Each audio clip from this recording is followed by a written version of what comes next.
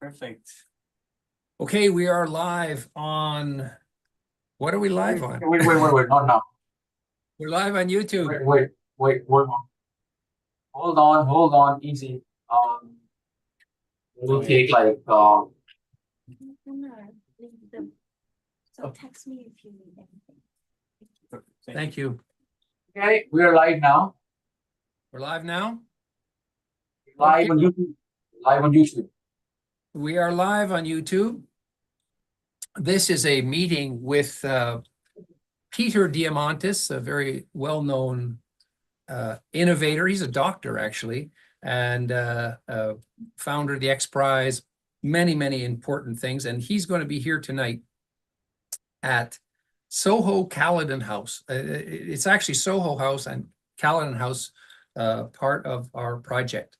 So what we will do is we will invite people over the next, what is it, half an hour away? Or no, it's only 45 minutes away.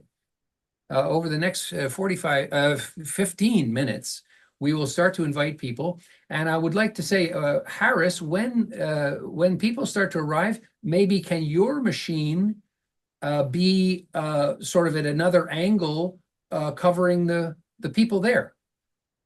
You know, so I'm seeing her. Yeah, so the one that you're on now is great for when people are standing around and talking, fantastic.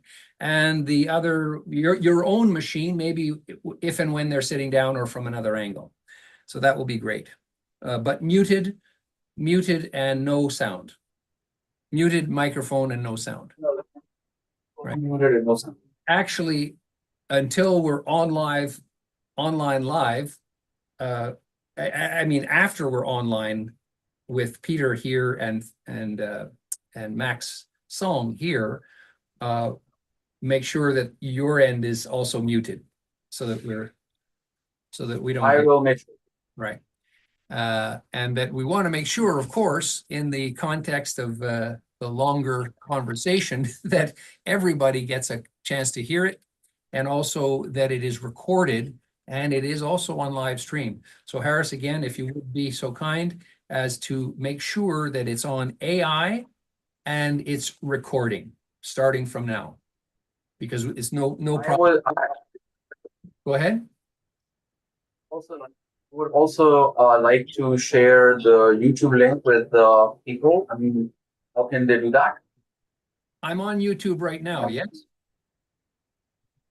Yeah, let's get together now.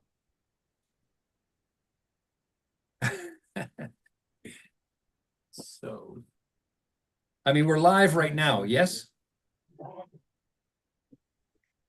Actually, you're muted. But at least there's no feedback. That's good. And as long as it's recording at that end, if it's able to be heard at that end, I'm guessing it's good. I would suggest to just keep it on from now on. Yes, exactly. Yeah. It's live. We're live on YouTube from SoHo and Caladan House, which is what is Caladan House? It's like a hacker space in a sense. It's a hacker space. It's community of global entrepreneurs, right, and visionaries. In the section of tech, art, and betterment for humanity. Jeez, it's a pretty cool place, I tell you. So what we want to make sure is that we are. Hi, Ray. Hey, hi, Ray. Cool here. Yeah, so that's hello there, everybody. Welcome. Come on in. Hi, Ray. How you doing? Good to see you. Good to see you again, Mr. Hi. There we go. Hi, Joseph. Sanjay. Hi, good to see you again. So come on through. And I am not sure, Joseph, the reserve seats. Do you know what the list is? Do you have the list? No, Yeah. that I don't know. That's an accent how to do. So before you take a reserve seat, I think we have to figure that out. And it may be that actually, is there sort of a reception first? Is there a gathering of people, or they are gathering here? No, we are the first one came here, but they have our name in the list. Yes, but there's a lot of people coming, and my understanding is it's not as fair and it's not as first serve, what is it, first come, first serve? That's what I that's- was told. Yeah, Yeah. so. And that's why we are early. Please, Yeah. if you would be so kind as to sort of be the master of ceremonies for gathering people before they sit, the cocktails, Okay, so I pretend take it cocktails. And just so you know, we're live right now. We're on live. Oh, okay, all right, thing okay. now. So Okay. I think back here are some empty seats. that's why we're remaining very friendly It is. It is. at all times. It's even biblical. Yeah, so right? Have you so heard this about is that? very cool. Don't take the Um, front I- seats, I don't because know- if they say that I'm you looking go at the back, machine then it's here, very and I look at that. see Yeah, that then we they won't are. hear you. I don't see us. Oh yeah, there we are. There we are. All right, good. Here we go. All right, Let's- there we go. Okay, here we And are. there you are. Yeah, You're there we are. you're famous Yeah, again, even more famous, even more famous Back to than the before. best seat in the cinema. than Yeah. before. It is. So What's your first name again? so that's part of what's coming up this evening, and we have So what's your business? not only this guest from Los Angeles, but also we have many guests from Hong Kong here. In fact, it was so oversubscribed that we're actually splitting between this place, which is called SoHo House. Is it SoHo House? Yeah, SoHo House. And Caladan House, which is kind of next door. It's the one that we're operating and trying to make a place for people who have interesting ideas and are making the world a better place. And so while we're talking about this, maybe I can share with you some of the projects that we've seen come through Caladan House, which might be of interest to you. One thing that's really cool is we're working on a thing called vibe coding. And vibe coding, actually, the way we're doing it right now, What's the vibe coding is excuse me, is like a non-coder's coding. Pardon me. So the non-coder's coding is super easy for me because I'm not a coder. And now we can see that it's people with ideas that didn't have the skill of getting those ideas into an app or a website or something that's very interactive. Now that possibility is there. Wow. So that's pretty cool, and we have a little project. It's called what makes it Vibe interesting? Buddies, Vibe Buddies. And why is that called Vibe Buddies? Well, it's called Vibe Buddies because we need buddies. Even someone who tries vibe coding, especially the initial stages of trying vibe coding, actually what's happening is it's more complicated than you imagine. And also the AI is not quite there yet. The AI is good and it's really quite fascinating, but it also hallucinates. It also makes mistakes, makes trouble. So you ask it to do one thing, it appears to do it, but then, a few iterations, a few changes here and there. And in my own experience, we're vibe coding the Great Canadian Wall.ca. We're vibe coding this sort of satirical game for the beginnings of this time. And what happened? Well, it's called the Great Canadian Wall. At one point in the coding, it changed it to the Great Canadian Bridge. I didn't change it. No human changed it. There was a little glitch, and it's took some information from somewhere, and that thing had somehow corresponded with bridge, and so it was referred to as the Great Canadian Bridge. Anyway, it's only to say that it's a super fun thing to try, but it's not that easy. So that's why we created VibeBuddies.com. And the Vibe Buddies is really basically us. It's the people who are involved learning about vibe coding and just you know, helping each other. Like when we run into obstacles, you help each other by getting that vibe coding done. So that's the absolute need. Okay, so I was just filling time for you, talking about vibe coding. Amazing. All right, so let's, I've got you on screen here. Okay, great. Hi, I'm Peter. Hi, Peter. Philip. I know. So let me do the intros, or you're going to do the intros, but Yeah, but I mean, like, I just want to make sure everything works. everything is Okay. working, and And is this on the screens on the other side? it is on the Okay. screens on the other side. And if I may, I'm going to attach a piece of electronics to you. We're still a little bit away from getting. Yeah, we have like 10 minutes. Yeah. Oh, 10 minutes. Yeah, Okay. yeah, All right. yeah. Okay. So that.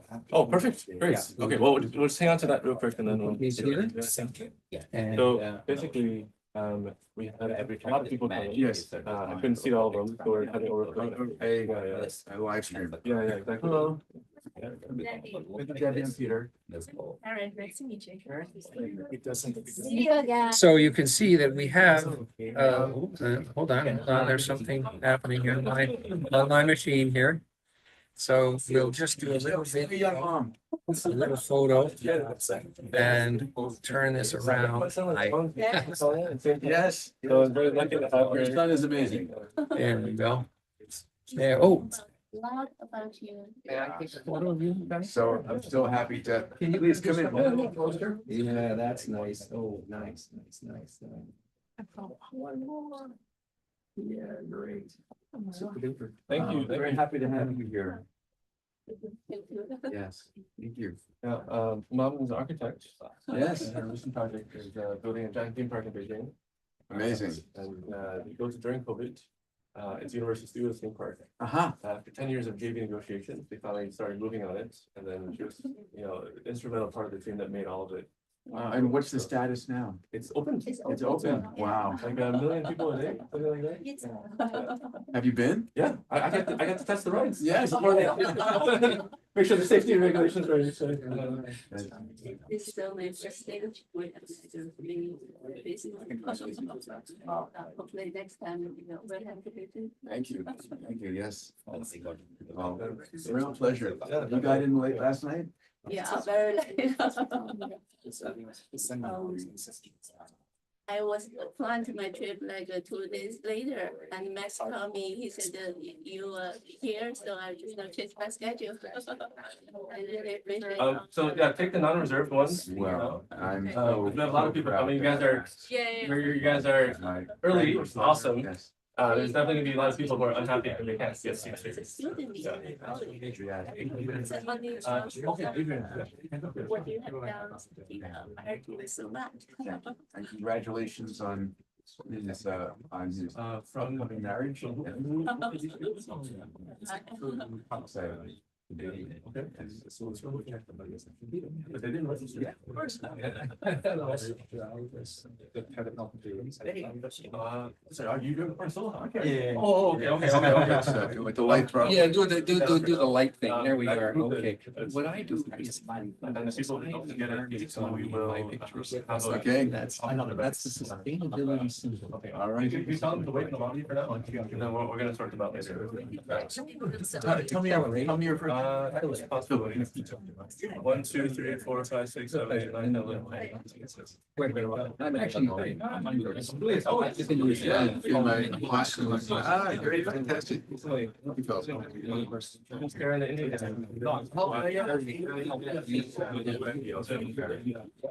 Yeah, but that's something that's not conditional file. He wants to borrow money for. Because we have a space. It's abundance mindset. The language. How long are you down for? Tonight, it's midnight. Let's let them do it. Yes. You know how long that is. Yeah. It's great this week. Thank you so much. A pleasure, Phil. Okay, yes. But Okay, thank no you worries. so much. Yeah, I'll keep it yeah. with you, right? This is Hello, Peter. Peter, Julius, nice to meet Julius you. is of a very respectable multifamily office in Hong Kong, the Cache Group. And they host amazing events. We get a lot of the hard work together. Are you on a And, podcast? Thank you. Hey, slide.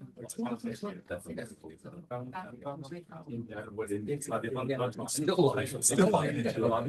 Yeah. Because we don't want to turn it off and have. This is gonna go work.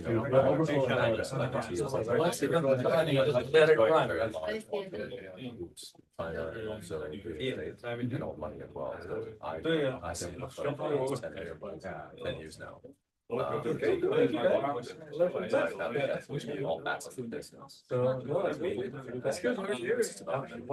See if you're seeing this now. There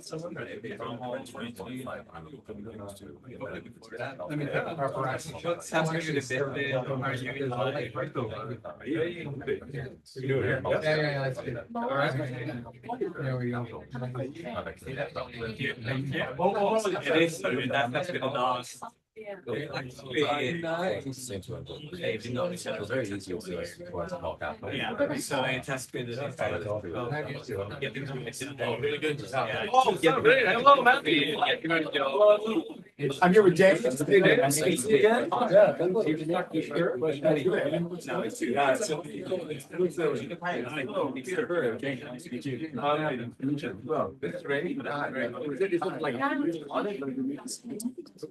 Ray has a good friend.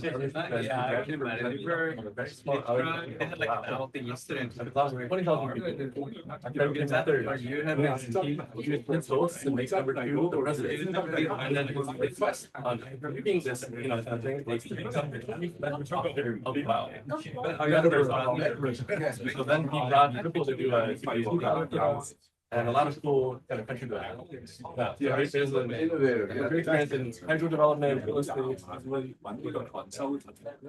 And then this is Yukon. Yeah, Yukon's basic guys worked in church. Yeah,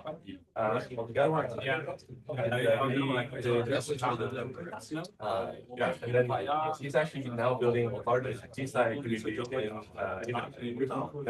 so PhD in genetics.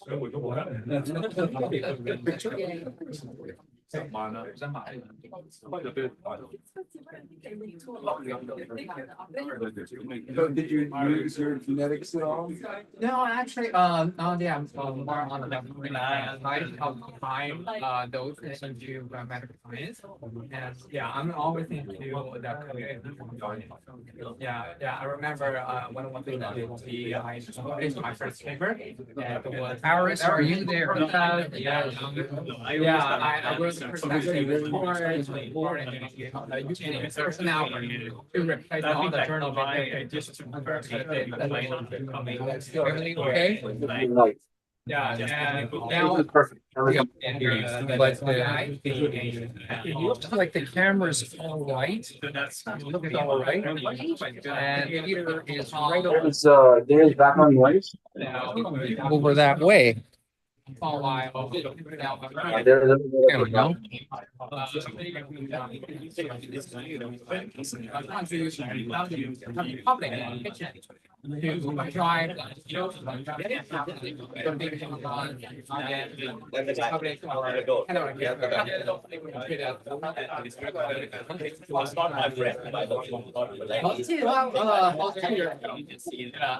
I did my bid just a year last year and it expired and every time that is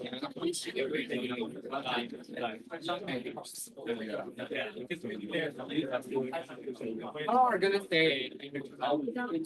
Yeah, 6 hours. That's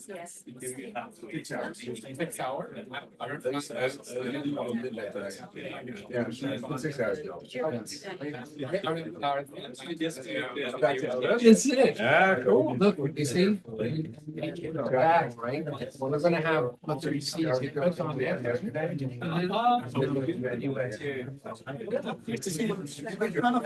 Thank you. California party now? Yes, yes. There we go. You see, yeah, like, I think that's what I'm doing. It's been long enough. And you have- Park here is good, like, not just, And it's not about him, any mind. I never had that. Like, it's just stupid and fun.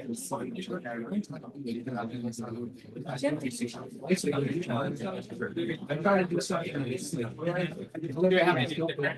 I guess people are paying. Get them engaged and you want to occupation, park, and like all of the serious things.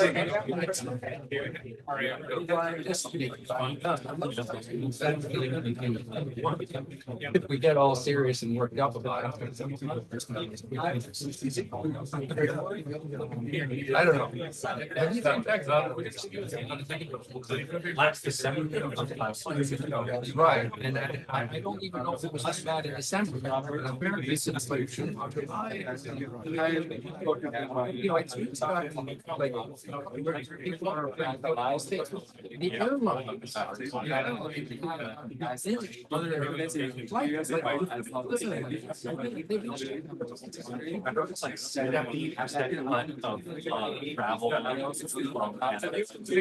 Fancy, but what I'm doing is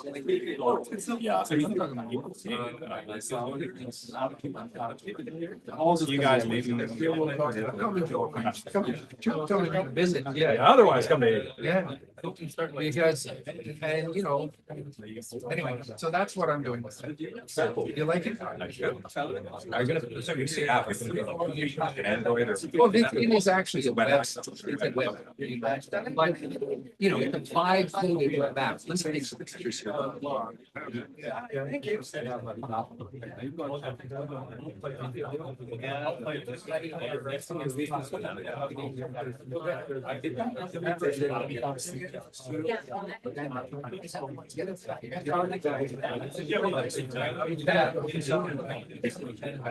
You like it?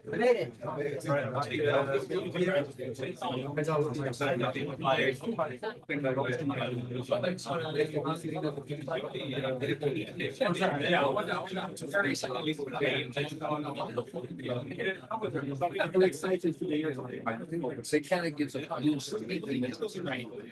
it's a halo effect.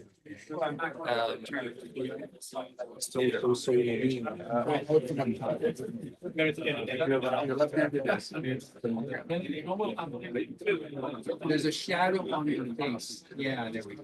Would you like me to take a shot? We got it. You got it. Thank you. Thank you.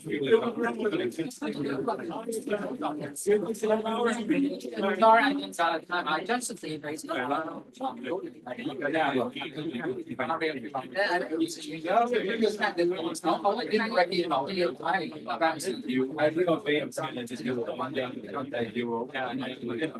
think it's the five. This is fascinating. Hello. you're living. Max, pleasure to meet you. Well, He was my upstairs. Yeah. he's going. If you're thinking of AI or something. What area are you doing?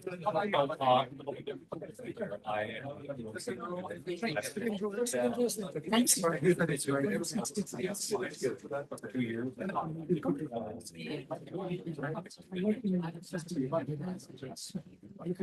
I think I need some.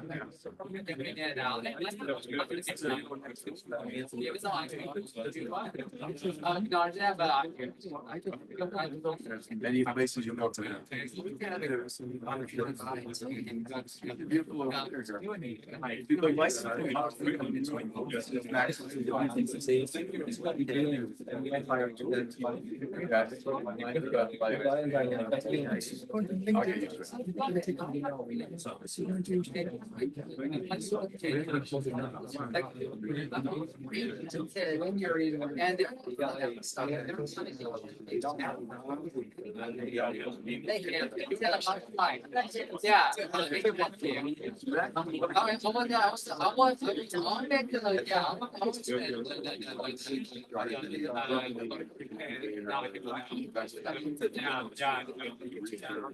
Now I have it's like I can be a farmer.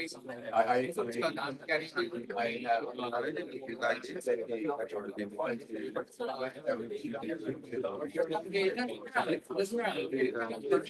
you might always think about it. You know, I gardening. There is no only people. You have to always try to move. You know, yeah.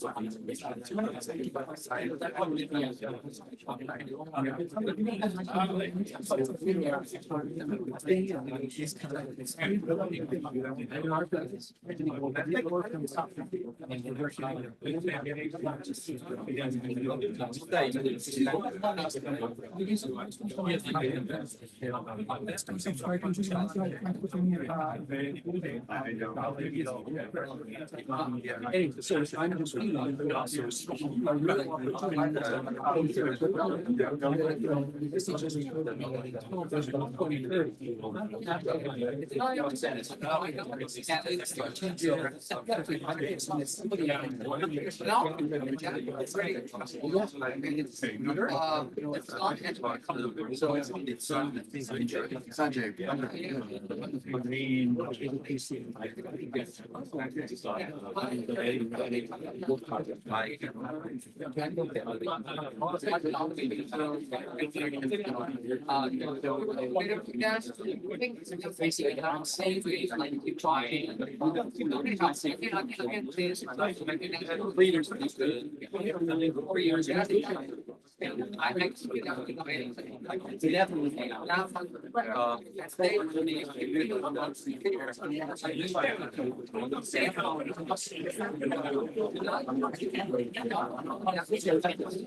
It's so much more complicated than what the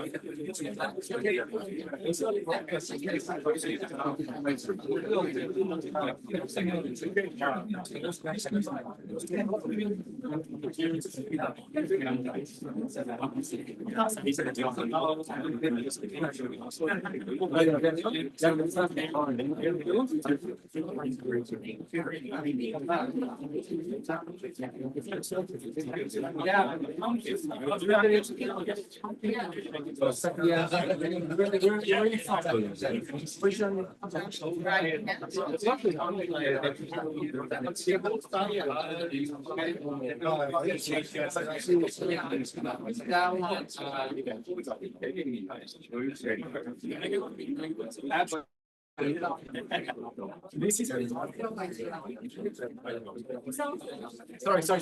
And I like the fact that you take it exposed and frame it.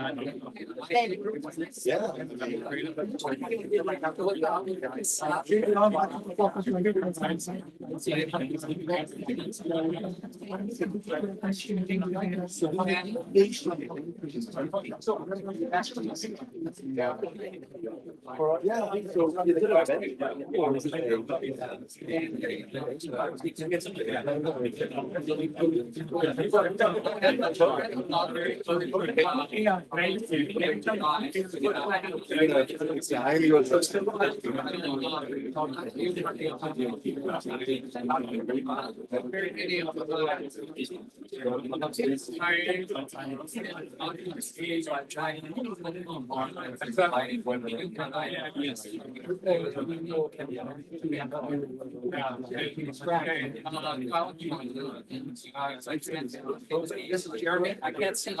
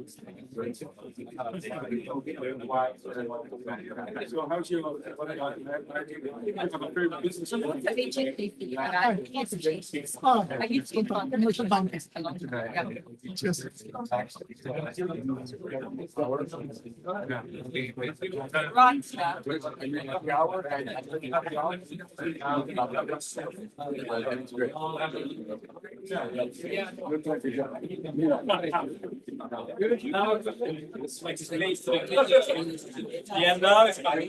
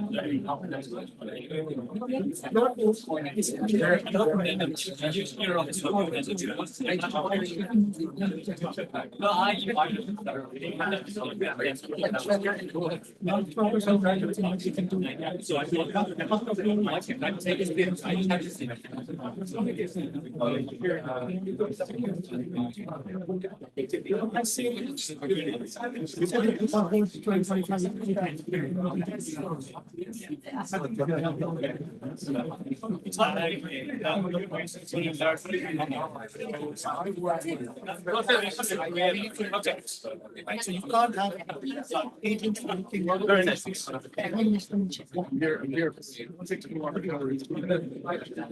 Yes.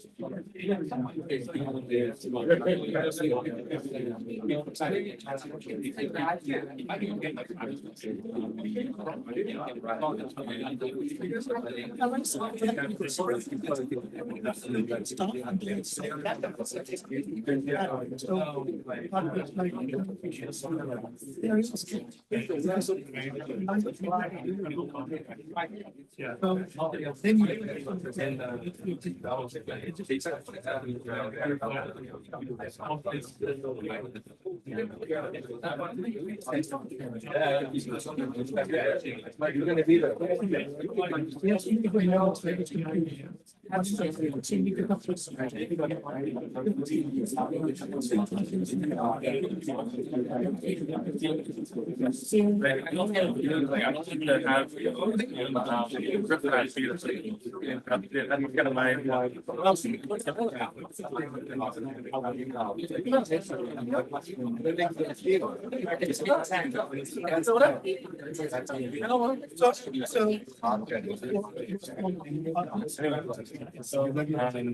Let's go check out the they're at. That's all.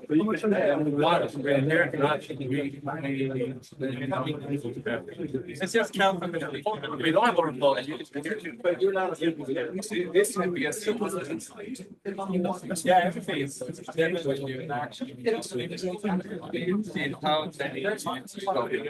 Yes, that's all.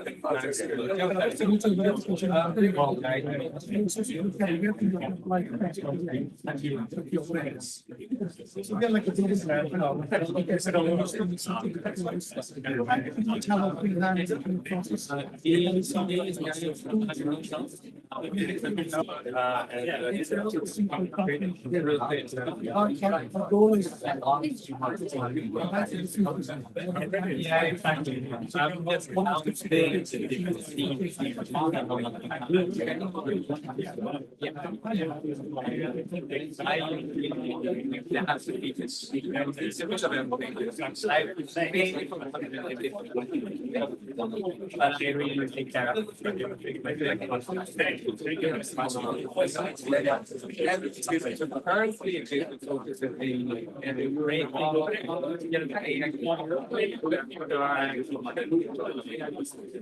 So the man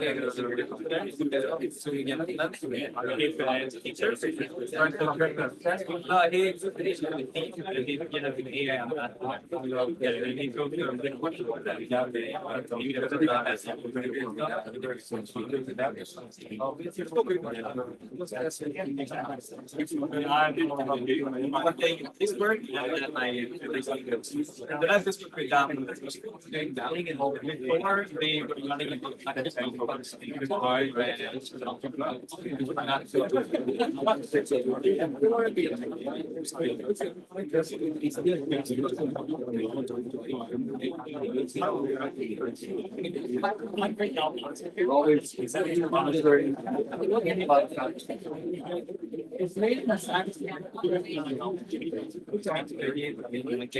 it's been very good.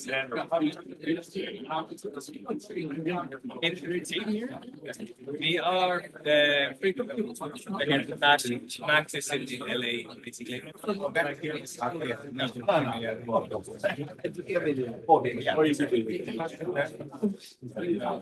I didn't really have some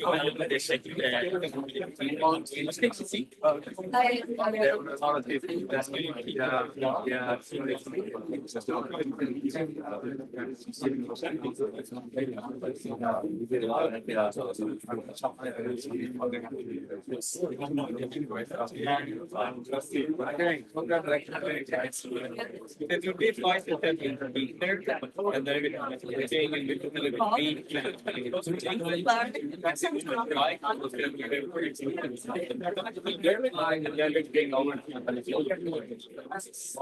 Well, I think we're still live streaming, so it's a little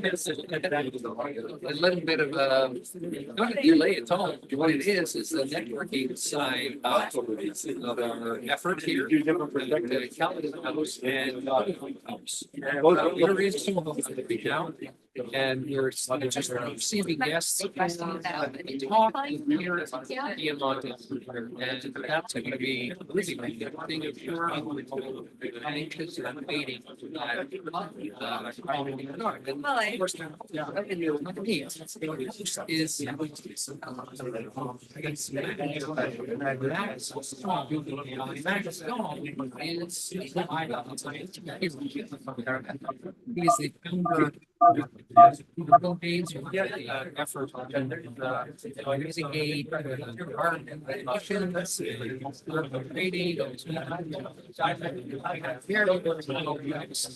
effort using a very difficult to get agreement among people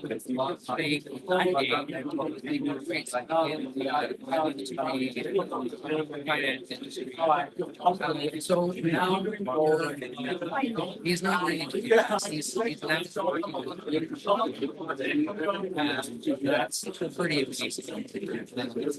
You'll hear they're doing how and I think that I don't even have any sense of money. I mean, I think learning that AI example is one of the elements hype cycle is yes, it's been hyped, but it's actually very fundamentally civilization, literally civilization itself. Of course, Westerners have this very so based on exactly the differences that they have, perspectives that they have. They don't. It's much more nuanced, right? And the AI itself is something that is going to be, how do we put it? It's going to be a key factor. It's going to be a key factor in raising the intelligence, yes, but I'm not so sure that it's raising the intelligence. It's raising the amount of knowledge that people absorb. Now, absorbing knowledge is one thing. The other thing is applying that knowledge. And I think that's the opportunity to have now with this project and with these people, these internationally famous individuals who are also working on this abundance theory. They're working on the idea that, well, you know, you can be living in scarcity all you like, but that's not actually our system. The system is actually abundant.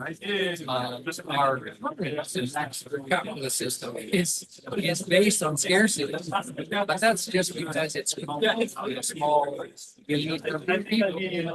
So let's see what the discussions how that plays out, and let's see if we can learn something. I'm sure we will. But if we get an aspect that we ourselves can act on, because many of these things that we're talking about, they are quite high level.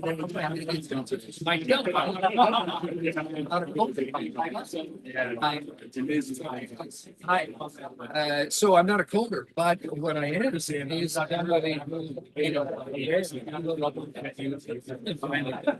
finally put my microphone. I'm someone who's aware of what I want to see happen, and so now with vibe coding, probably familiar with vibe coding. The vibe coding, we have this opportunity to actually put some of our ideas, our ideas into a minimum viable MVP. And once we have that capacity, it's not have to be perfect, but you just get that out there, sort of iterations of anything. And the more and more ideas that get out there, the more we're going to have. More, and one of the fun things that we're doing is Vibe.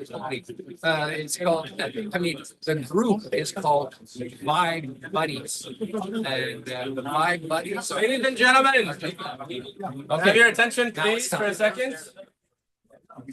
First of all, thank you all for coming. It's such a pleasure to have you guys here and be part of this amazing experience. I'm really grateful to have so many people come and also come on time, which is very important. So we have a very special window of opportunity to have an extraordinary dialogue with extraordinary men. Dr. Diamandis is visiting Hong Kong briefly, and we want him to be able to have a chance to meet some incredible movers and shakers of Hong Kong, and also to share some stories and lessons from his own walk of life.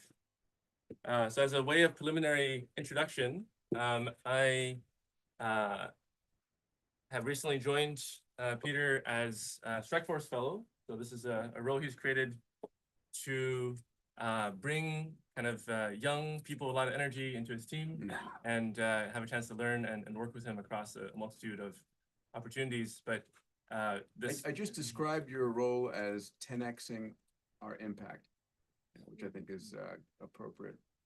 I'm going to interrupt you just to say thank you, Max. Max has been an extraordinary member of my team, and so grateful to have him as a friend. When we decided to come here for the UBS event, I said, we have some extra time. Why don't you pull a couple meetings together? Max pulled in a meeting every hour between 7 a.m. and like midnight tonight. So it's like midnight, 7 a.m. yesterday. So extraordinary. Thank you, Peter. It's a privilege, and I've really feel so lucky to be here.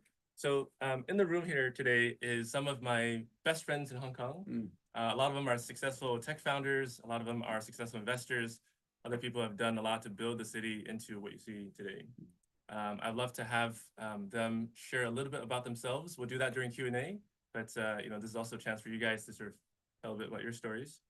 I'll just start this fireside chat with a preamble, because Peter's been on stage many times the last 2 days. He's had a very action-packed speaking engagement.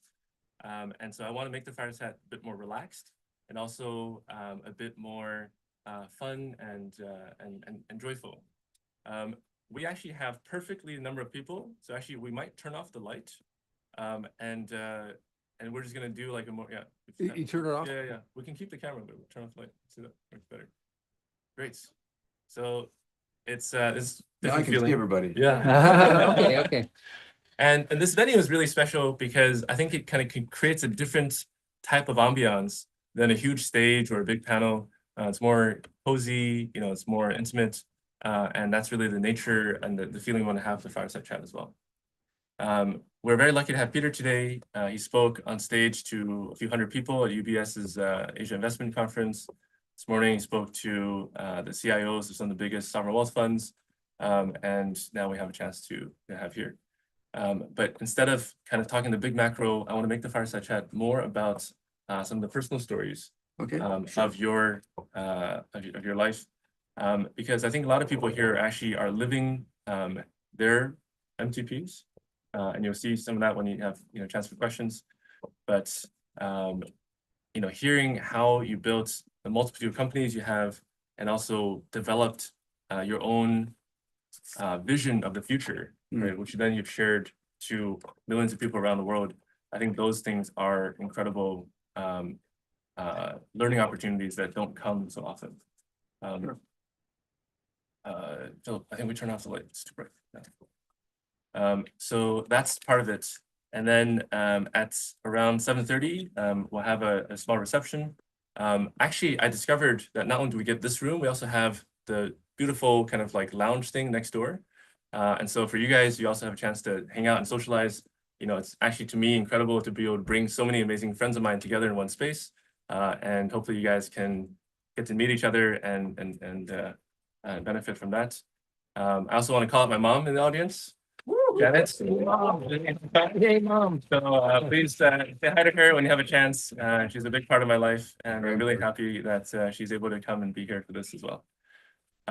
So without further ado, we're going to kick off on the Fireside Chat and make most of your time here.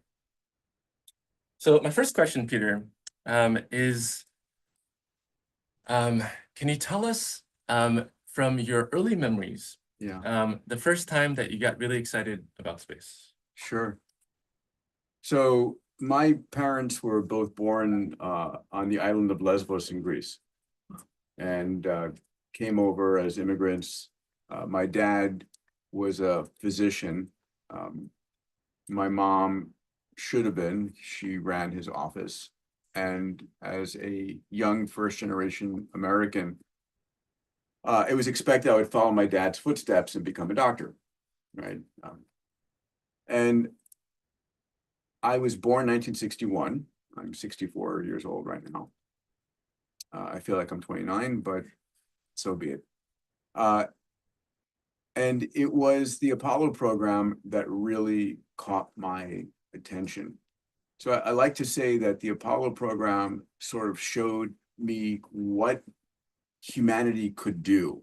This insane thing that we did over 50 years ago, putting humanity on the moon. And at the same time, it was a 1-2 punch, because in those same years, a TV series, I call it a scientific documentary called Star Trek, came out. And Star Trek, you know, Apollo showed us what we could do today. And Star Trek was this positive vision of the future, of what humanity could do on the, you know, the heels of extraordinary technology. We could become not just a spacefaring species, but a species that would explore the cosmos and use this technology for good. And those two things captured my heart and my life, and got to a point where I told my mom one day, "Mom, I know you want me to be a doctor, but I want to be an astronaut." And she said, "That's nice, son, but you're going to be a doctor." So that led to me sort of splitting my life between like doing my passions of space and developing space, and my sort of familial obligations of becoming a medical doctor, kind of. And based on this, you know, and Peter's written this amazing book called How to Build a Spaceship that kind of talks a little bit about these early inspirations. You're making rockets in your backyard. Yeah. You're, you know, combining crazy chemicals. Yeah. So back then, you could order any chemicals you want, and the FBI would not come. So I had closets filled with explosives, potassium nitrate, which is saltpeter with charcoal and sulfur, would make gunpowder. Potassium perchlorate was even better because it didn't require oxygen to burn. And you could build explosives that would like explode underwater.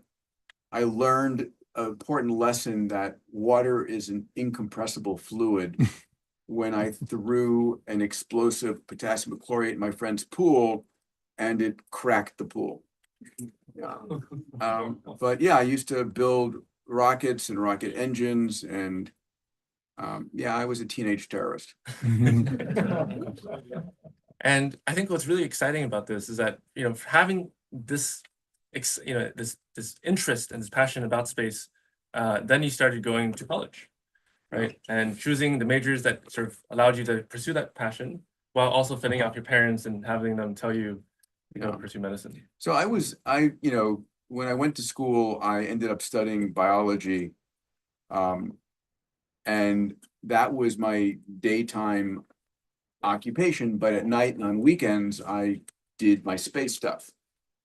And ended up starting at MIT, the world's largest student space organization, Students for the Exploration and Development of Space, which became it still is, God knows, 45 years odd later, 40 years later, whatever, the world's largest college space organization.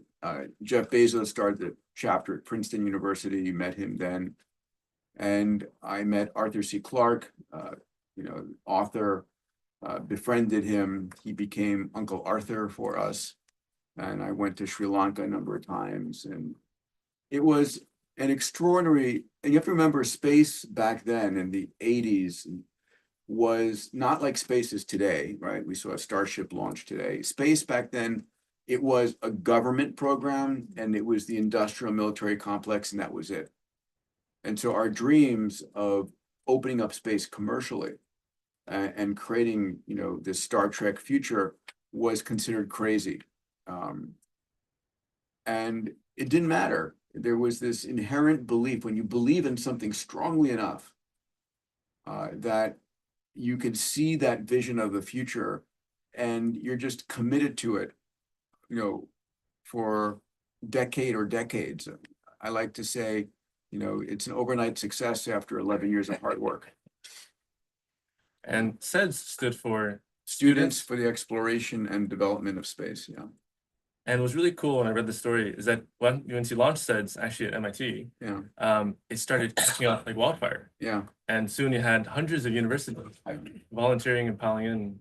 Yeah, I remember I became disenfranchised with the government, canceling some of the most important space programs, the Halley's Temple 2 mission, solar power satellite research, a whole bunch of different areas. And I started the chapter, got a friend of mine at a few of the universities, started a chapter, and I wrote letters to these magazines, Omni magazine, which doesn't exist anymore, Astronomy, Analog magazine. And I said, we students should unite and create the future we want and not let the government mortgage our future, right? So I was a young student activist in that regard.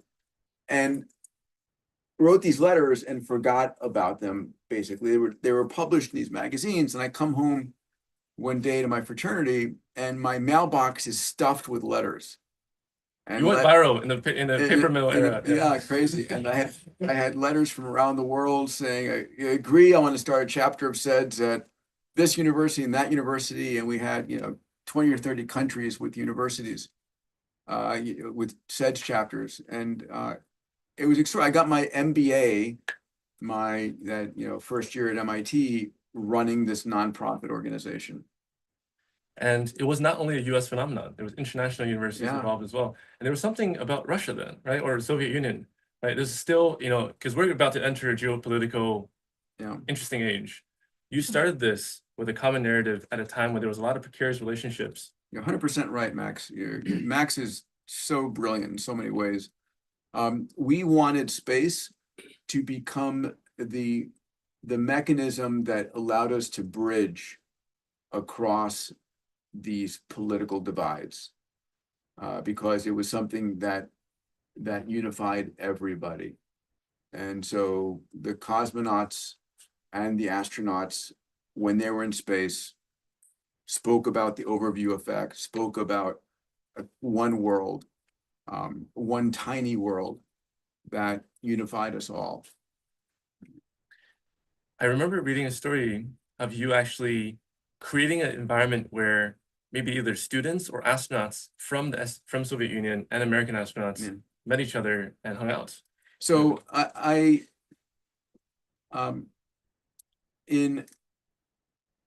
when I graduated undergrad and I went to medical school, I ended up having this idea with a colleague of mine to create an international space university. And the idea was, could we bring together students from countries around the world and learn together and build projects together? So I borrowed the campus of MIT from the president back then, Paul Gray, and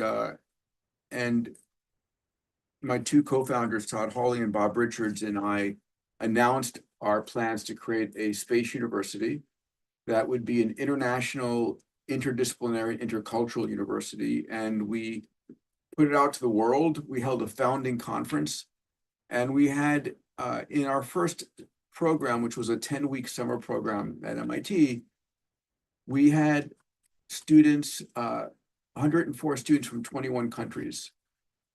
So we had students from the UAE, from Saudi, from the PRC back then, from the Soviet Union back then, and Europe, Asia. It was extraordinary, and we came together to study space, and it was all of the cultural and political elements completely, were gone. We were Disregarded. We were dreaming about humanity's vision in space. One of the fun things was the first, it was on July 4th, the Americans threw a July 4th party. And they had some fireworks and they had hot dogs and so forth. The next, I'm sorry. The first event was on July 1st, the Canadians threw a party, which was Canada Day. Right. And they had a canoe with Molson beer, and then the Americans threw a party on July 4th, and then the French threw a party on Bastille Day, July 14th, and then every country started throwing a party. And what was extraordinary was, I remember on July 4th, it became a toga party late into the night. And the Soviet students, there were 12 of them, including 2 KGB agents were part of the students. It was very clear. They were all standing on the sides like this, watching these crazy Americans in their toga party. And then finally, like midnight, they broke down, and that was a moment that the ice melted completely. The Japanese were there. The Japanese students were there with some of the trading companies who shipped containers of things to throw a Japan party. The Saudi student rented the Marriott and had ice sculptures and caviar. It was a crazy, but it was a common dream of opening up space. It was a beautiful thing. And did you feel like at this point of building sites that you had people come and say, "This is crazy. What are you doing?" Well, our vision was to actually start a university that would be focused on humanity. We wanted a space university in space, and we set out a plan to run these summer programs, and then to create and we're all students. We were hiring our faculty. I was hiring my medical faculty, my MIT faculty to come and work for us. And we ended up running a global competition that would host our campus. Now, we had 7 bids, hundreds of millions of dollars, and Strasbourg, France won the bid. And now our space university is a beautiful building, a campus in Strasbourg. And someday we'll get the university in space physically. And the cool thing of this story is that while Peter is doing all of this, he was also going through medical school. It's true. And so for most people, surviving medical school is already an ordeal. Not only is Peter doing that, but also he's sort of creating his own education program. One thing I would have you reflect on here is actually just about the nature of education. Because most students, when they go to school, they're takers of education, right? They basically have reality defined for them. They basically can only accept it as it is, or they fail the system. Yeah. You were creating new education realities while going through an education experience. How did you think about the role that education either impacted you or you wanted to get more out of it, and so you started bringing that into the elements? Yeah, education for me happened outside of school. My goal was to get my medical degree and ship a copy to my parents, which I did. My 4th year of medical school, I was running 2 companies. I was running the Space University and a rocket launch company. There's a famous story, I don't know if you want me to tell it. I am at this point trying to do as much of my medical studies at night. So I would go and run the evening shifts from 10 p.m. at night till 6 a.m. in the morning. I would go and sleep till noon and go to the office from noon till 8 p.m. and then repeat the cycle over and over again. And I got to a point where I was cutting out of school to go and run meetings. I had the first large Motorola handset and I had it in my locker, and I would run out of surgery to go and check how the motor firings were doing. And I got a call one day from my dean asking for a meeting, and I'm scared shitless at this point. And he says, Peter, your interns and residents tell me you're never there, you're on the phone all the time, what's going on? And I started crying because my life was about to end. And I confessed to him exactly what was going on. He says, let me get this straight. You're running 2 companies and you're in your 4th year medical school. And he like shaking his head, he said like only at Harvard, which was, you know, hard to get into, but harder to fail out of. And he proposed a deal. He said, listen, if you pass part 2 of the boards and you promise never to practice medicine, I will let you graduate. And he kept his, he kept his end bargain, I kept mine. So I think, you know, But I was driven by my passions, right? You can do anything. And so one of the most important things that I'm just convey is the importance of finding your purpose in life. Understanding, right? There's a great quote from Mark Twain who says there are 2 important days in your life, the day you were born and the day you find out why. And I remember the first year at International Space University, I'm sorry, at Singularity University. Yeah. Right, when I had a room of 100 graduate students who had beat their brains out from around the world to come and be the opening class for Singularity University. And I naively asked a question of the room. And I said, how many of you here know your purpose in life? Expecting all of them to raise their hands. And only a third of them did. And I was like, holy shit, that's incredible. I said, you have a new purpose this summer. It is not to do the Singularity University, is to find your purpose in life. Find that thing which is an intrinsic motivation, which will allow you to walk through walls and eat glass and do whatever it takes, because that's a life worth living. Yeah. We're going to come back to this, but Yeah. one of the most incredible things I've learned from Peter working with him is his definition of the MTP, a massive transformational purpose. And in his books and his teachings and also in his life story, I think the fact that there was a larger dream than yourself, right, which then was able to be shared with many other people, brought, right, from around the world, it was a bat signal, right, to say, we're going to do this, we're going to sort of have a new shared future. And people threw in their time and effort, right? It sort of built a following, right, that was consistent and value aligned. And we call this an MTP. It's something that wakes you up in the morning, keeps you going through the day. And at 3 a.m. in the morning, when shit hits the fan, excuse me for my language, you're willing to pick yourself off the floor and keep going. It's something that is that important to you and compelling. And it doesn't need to be something that is one thing for your entire life.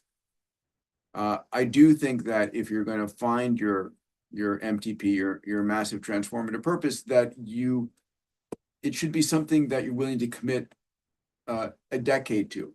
It takes a decade to do anything big and bold, to transform. You may be lucky,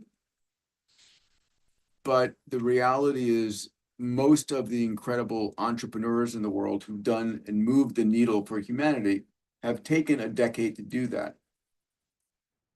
And so my first MTP was around making humanity a multiplanetary species. And on top of an MTP, on top of that purpose, I think of that MTP as your canvas that you're going to paint on. And you're going to define and take moonshots. You're going to define where you're going to go 10 times bigger than everybody else, because An MTP is an emotional journey. You're driven. We are emotional beings. And we do the impossible when we're driven by that emotion. It could be an amazing awe of like, I want to open up space. I want to see humanity become a multiplanetary species. Or it could be pain. I refuse to let this go on any further in life. I'm going to put an end to this. I'm going to solve this problem, whatever it might be. But it's driven by that emotion. I want to talk about a second university you created, Yeah. Which had a huge impact on me, Singularity University. Yeah. And at the time, actually, I was doing a summer internship in NASA Ames, and I was living in these dorms right next to where SU's campus was. Yeah. And at night, after a day of the lab, you hear all of these people having an incredible time just next Yes. door. Yeah. I was very curious. So I just went over and tried to check it out. And I was fascinated. You know, you had a very diverse international class, Yeah. right? And some really amazing people coming in to do fireside chats. Yes. And I remember this Indian guy on stage, and everyone's like holding their attention, rapt attention. He was kind of holding court. And then right after he finished, there was another guy who showed up with a large beard, and everyone forgot about the first guy and then went over to the second guy holding their laptops and getting him to sign this thing. And I was like, what's going on? So I look over, and then he's using a Sharpie and signing WOZ. And I was like, what does that mean? So I was like Googling laptop, WOZ, and it was like, oh, this is Steve Wozniak. Yeah. And I was like, what? Steve Wozniak is showing randomly up in some, you know, like large campus in NASA and being on talk. And as a freshman in college, I was like, I need to go back there. So I tried to find ways to be an intern at SU, and through a lot of serious happens events, Raymond actually said, why don't you come and be a teaching fellow? Right. And so the second summer I came back and returned, and had a chance to participate in SU. What were the stories of creating SU? No. And what did SU teach? Sure. So I spent my first MTP of opening up space. And I took a bunch of moonshots on top of that. One moonshot was creating this International Space University. Another moonshot was, which took me 11 years, was to do this company called Zero G doing weightless parabolic flights, which I desperately wanted to do, and I couldn't get NASA to let me go do that. Took 11 years to get approval from the FAA to do that. Ended up flying Stephen Hawking into weightlessness, which was a huge moment in my life, right? Flying the world's expert in gravity into zero gravity. Started a company called Space Adventures. We took 8 clients to the space station in partnership with the Russians on Soyuz. And then the X Prize for private spaceflight launched a $10 million private spaceflight competition. And there's a moment in time when I pick up a copy of Ray Kurzweil's book, The Singularity is Near. And I'd gotten to know Ray. He has one of the great futurists of our time. And I'm reading this book. I knew much of it, but I'm reading about computation and networks and sensors and AI and nanotechnology and robotics and all of these technologies. And the realization was everything is going to change. Everything is about to change. That these technologies are going to reinvent every industry and reinvent humanity's future. And I was like, it literally stopped me in my tracks. And I was like, there's no place on the planet you could go to learn about all of these fields. There was you could go get your PhD in any one field and go really narrow down, but I wanted to understand how all these fields were interplaying and connecting. So I read the book actually backpacking through Chile. That's another long story. And I tracked Ray down when I came back, and I went and I said, Ray, I think there should be a university that teaches all these exponential technologies. Not to make you a PhD level, but to give you an understanding of what are the implications? How are these things converging? What's the future going to look like? And literally he said, I love it, let's do it. And we ended up announcing and launching this idea of Singularity University. It started as a nonprofit. I got, Larry Page came to our founding conference. He had been a friend. I recruited him to the X Prize board, and he made the first donation. Years later, we flipped it from a nonprofit to a for-profit, and I've sworn never to start another nonprofit again.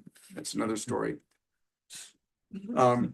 And it taught basically when you come to Singularity, you were going to learn about all the different exponentially growing technologies, and you were going to learn about the world's biggest problems. And you were going to focus on how do you use these technologies to solve these problems at scale, because they're the only technologies that can do that.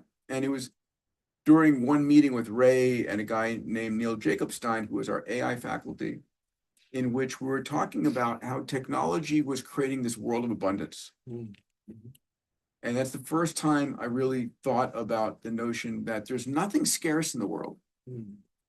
There's nothing truly scarce. There's things that are not yet abundant, but technology can turn whatever is scarce into abundance. We can talk about that. And that's when I pitched the idea of writing the book, my first book, Abundance, The Future is Better Than You Think. And the cool thing about this book, and if you guys have not seen this book, you have to go get a copy. I mean, this is like a sort of a piece, I think, of the new chapter of human civilization. The book has a tinfoil wrapped experience and the aluminum experience on top of it, right? So you crinkle your cooking pan and wrap it in. Why is it aluminum? So there are two stories there. One is we open up with the story of aluminum. And to tell a version of it, for most of human history, aluminum was the most precious metal on the planet. It was Napoleon had a dinner for the King of Siam, and Napoleon and all of the court ate with gold utensils. The King of Siam was fed with aluminum utensils because it was so difficult to create aluminum. Even though aluminum oxide, bauxite, is 8.3% of the Earth's crust by mass, it was so difficult to extract the aluminum from the silicates and oxygen that it was worth more than gold and platinum. And in the 1870s, when the tip of the Washington Monument was built in DC, the capstone is aluminum because it was so valuable still. And then we came up with the processes of electrolysis and pulling aluminum, and it became abundant. And I think that's such a crazy story. Yeah. Because you think about the way we live life today, right? What are the things that are scarce for human civilization, right? And you look back on history, you say, wow, we've actually completely changed how we value things based on this idea of abundance. So much of society today, a lot of the conflicts are built on ideas of scarcity. Yeah. Our software that evolved on the savannas of Africa 200,000 years ago, we are running an operating system of fear and scarcity. That's our default operating system. And it causes us problems. And we don't realize this, right? When the news media is feeding you all these negative stories around the world, they're manipulating your brain. They're manipulating us. It's not that it's not true per se, but it's not a balanced view of what's going on. You don't get all the positive stories going on. You only get the clickbait negative stories that keep you watching, so it's 10 to 1 negative to positive. So for me, one of the most important things I teach is mindsets. If I ask you what's the greatest leaders on the planet, whoever you think they are, right? From your own experience, your own country, your own culture, and you ask what made them an incredible leader? Was it the money they had? Was it the friends they had? Was it the technology they had? Or was it their mindset? Right? Hopefully you agree it's their mindset that made them an amazing leader, that allowed them to have judo against the problems and the opportunities. And if they took away everything, but that leader maintained their mindset, they'd probably regain their success. So if you agree that mindset is the most important feature or tool that you have as a mom, a dad, an entrepreneur, a CEO, a leader, then the question for you is, what mindset do you have? Number one, where did you get that mindset? And what mindset do you need for the decade ahead? Right? We don't think about the notion that we can choose and train our mindsets, and we should. So I teach a purpose-driven mindset, an abundance mindset, a moonshot mindset, a exponential mindset, a longevity mindset, a gratitude mindset, a curiosity mindset. And I think that is the most important thing, especially in this decade ahead with AI coming.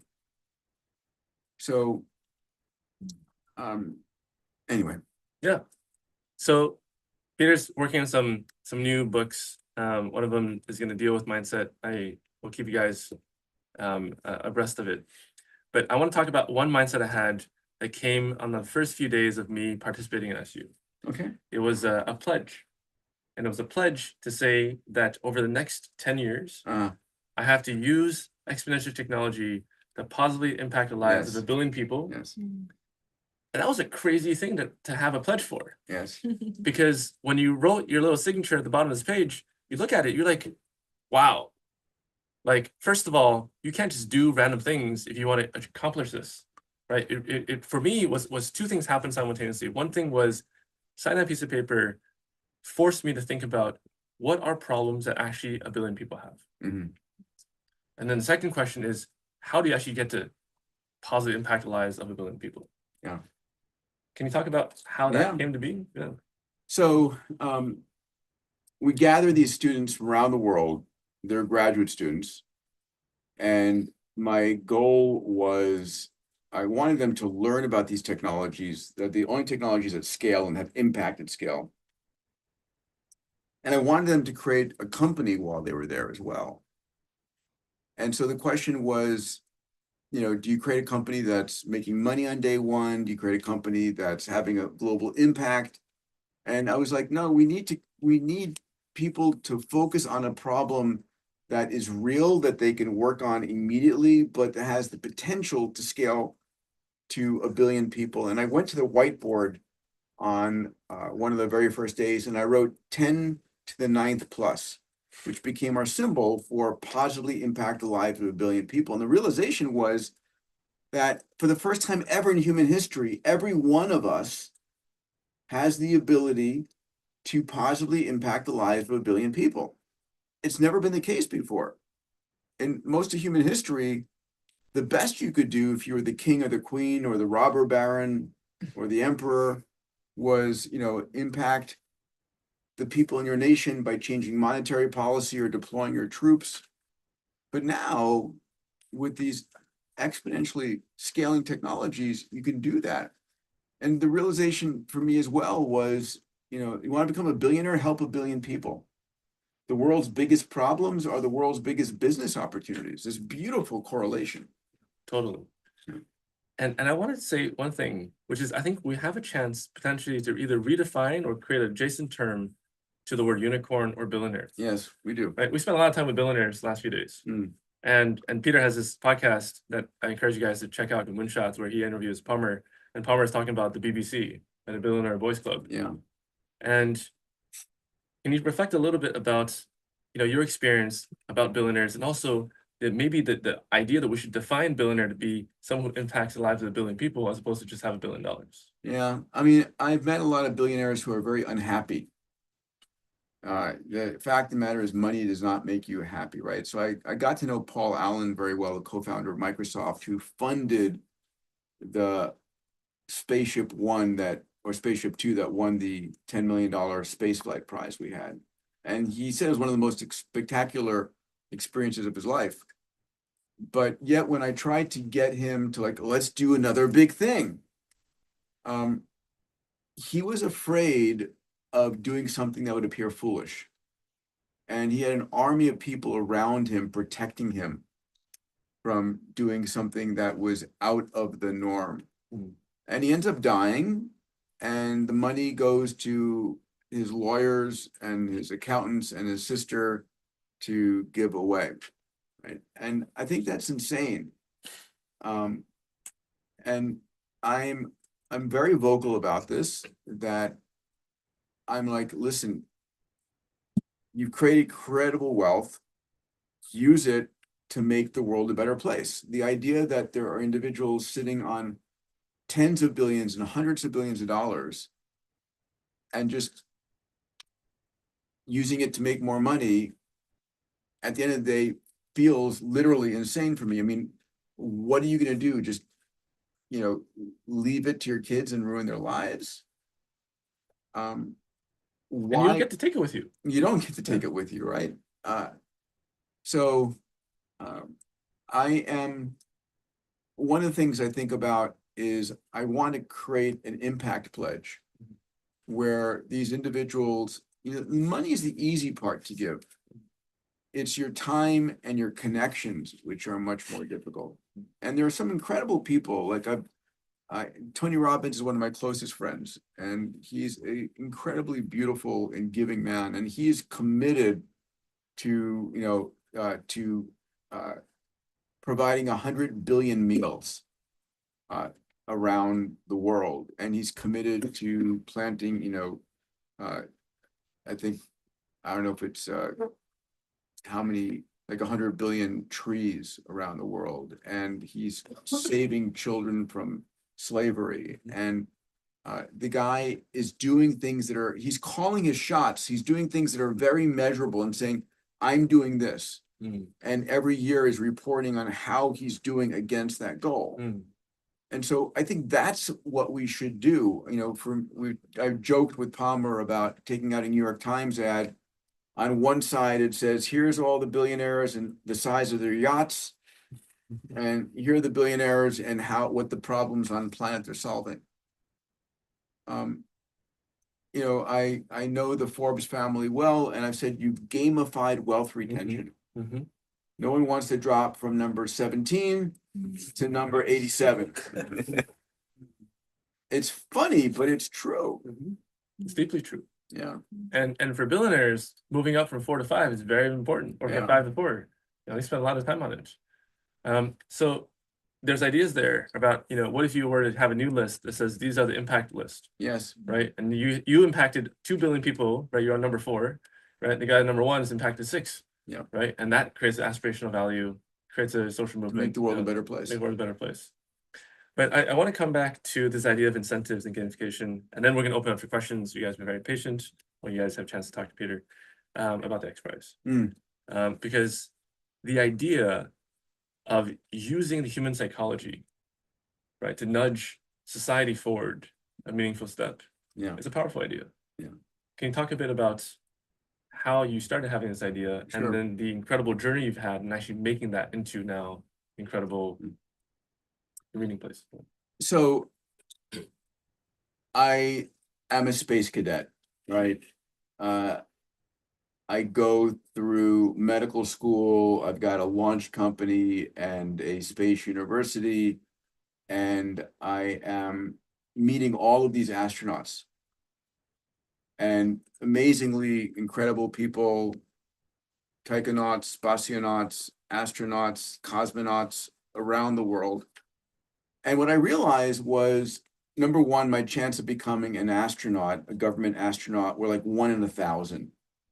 I had a better chance of becoming an NBA All-Star at 5'4" than I did at becoming an astronaut. The second thing was, at least in the United States, half the astronauts selected had never flown. They were called penguins because they have wings but never flew. And the third thing was, an astronaut in their career might fly twice. And I'm like, I want to fly like every weekend. I don't want to fly like twice in 30 years. And so I decided to refocus my activities in space on commercial space. A dear friend of mine, I was getting my pilot's license at the time, and I had stalled, and a friend of mine gave me a copy of The Spirit of St. Louis that Lindbergh wrote, won the Pulitzer Prize in 1954. And I'm reading about Lindbergh crossing the Atlantic in 1927 to win a $25,000 prize. And that this $25,000 prize was offered and And 9 different teams spent $400,000 to win this $25,000 prize. And I'm like, that's amazing. You don't pay any of the losers, you only pay the winner, and you had like this 16-fold leverage on your dollars. Like, that's incredible. So I came up with the idea of the X Prize. And I studied prizes, all these incentive prizes for crossing the English Channel and flying around the world. And long story short, I came up with the rules, build a private spaceship, it had to be private, and you want the government coming in and winning it. You had to carry 3 adults up 100 kilometers. It was originally 100 miles. And then when we did the reentry thermal characteristics, we realized 100 miles was too high. We lowered it to 100 kilometers, knowing full well all Americans would not know the difference between 100 kilometers and 100 miles anyway. And you had to land and do the trip again within 2 weeks. And that was so that the second flight was the fuel and the touch labor. I announced the prize under the Arch of St. Louis, not having any prize money, not having any teams. I thought it would be easy to raise the money. It took me 5 years to raise the $10 million. But at the end of the day, it worked. And we changed the rules and regulations for private spaceflight. We attracted massive capital. It gave birth to Blue Origin and SpaceX and Virgin Galactic. Yeah, we lit the fuse. And I think, when I was talking to Peter about this, like, it's really interesting. It's like the process, the ceremony of having the prize actually created the ability for people's mindsets to see a breakthrough. Right? It's like the 4-minute mile story. It was like Bannister, when he broke the 4-minute mile, weeks later, it was broken again, right? This record that had stood the test of time. We are incredibly good. We do our best work when we compete in the Olympics and business and finding a spouse. So why not use competitive juices to solve problems? And on the heels of that prize being won, I was able to get Larry Page to join my board, Elon Musk, James Cameron. I built an incredible board of trustees, and we've launched $550 million worth of prizes that have driven about $10 billion in R&D, 30 prizes over 30 years. So not only are you a billionaire, Peter, you're a mega billionaire of impact. Yeah. So we have a few minutes. I want to, before Q&A, I would like you to share a bit of your take of where AI is today.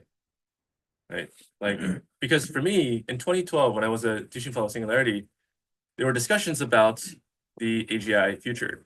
And for me, there were amazing, really deep philosophical, intellectual, technical discussions, but it didn't seem like it was going to happen within my lifetime. It seemed like a place to live and be kind of one step in the future and intellectually wrestle these questions. We're living through this right now.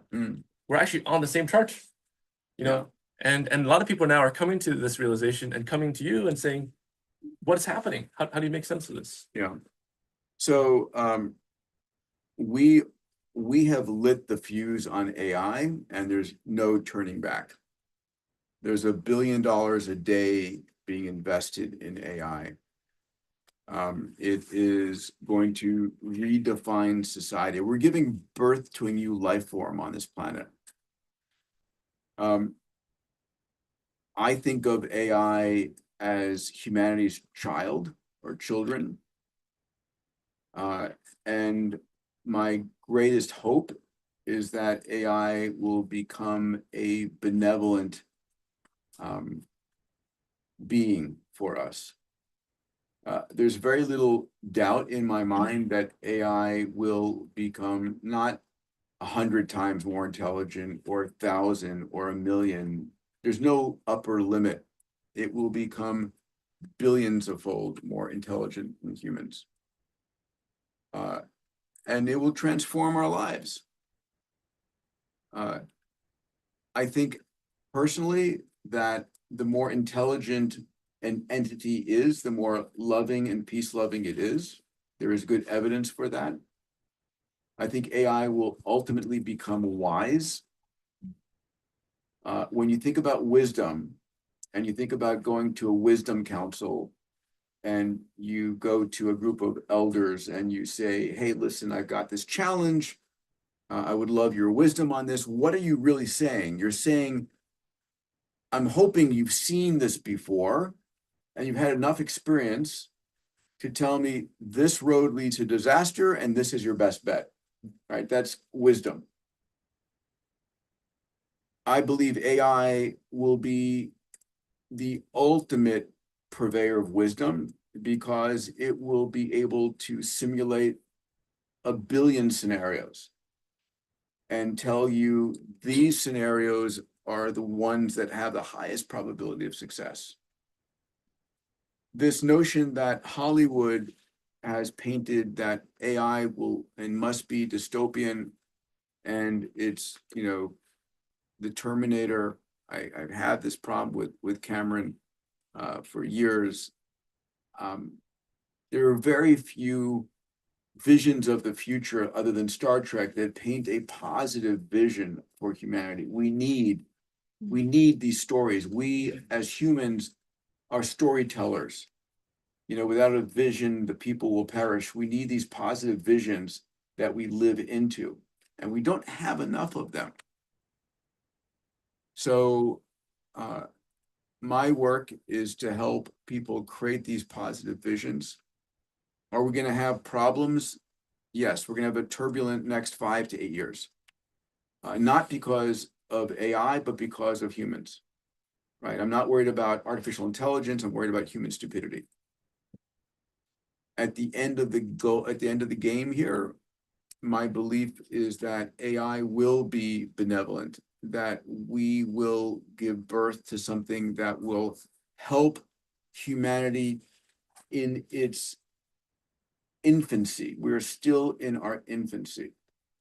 We're still running this Paleolithic software in our midbrain, right, of fear and survival. How do we overcome that? It will be in partnership with these technologies. Peter, thank you.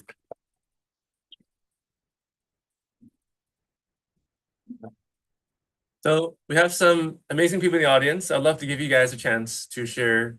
If you can say your name, maybe one sentence about how you want to represent yourself, and then your question. You're first. Yeah, it's Laurie.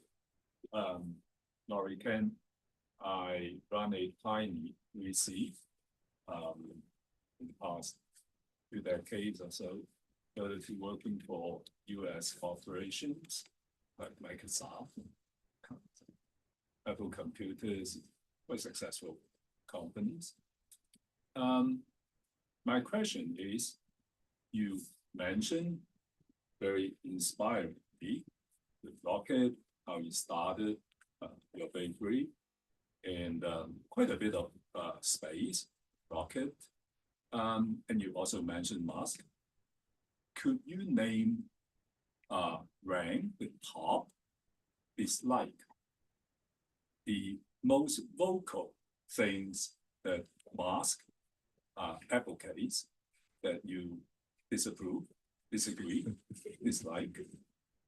Maybe the top few. Take hydrogen for an example. Hydrogen fuel, he's been so vocal negatively about it.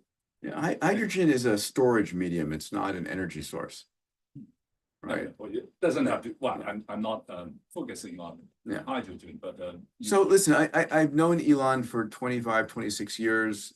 He is one of the most brilliant human beings I know. He's also childish in many ways. Right. And I think irresponsible in some of the things that he does and says. I would love Elon to go back to the old Elon, building incredible technology.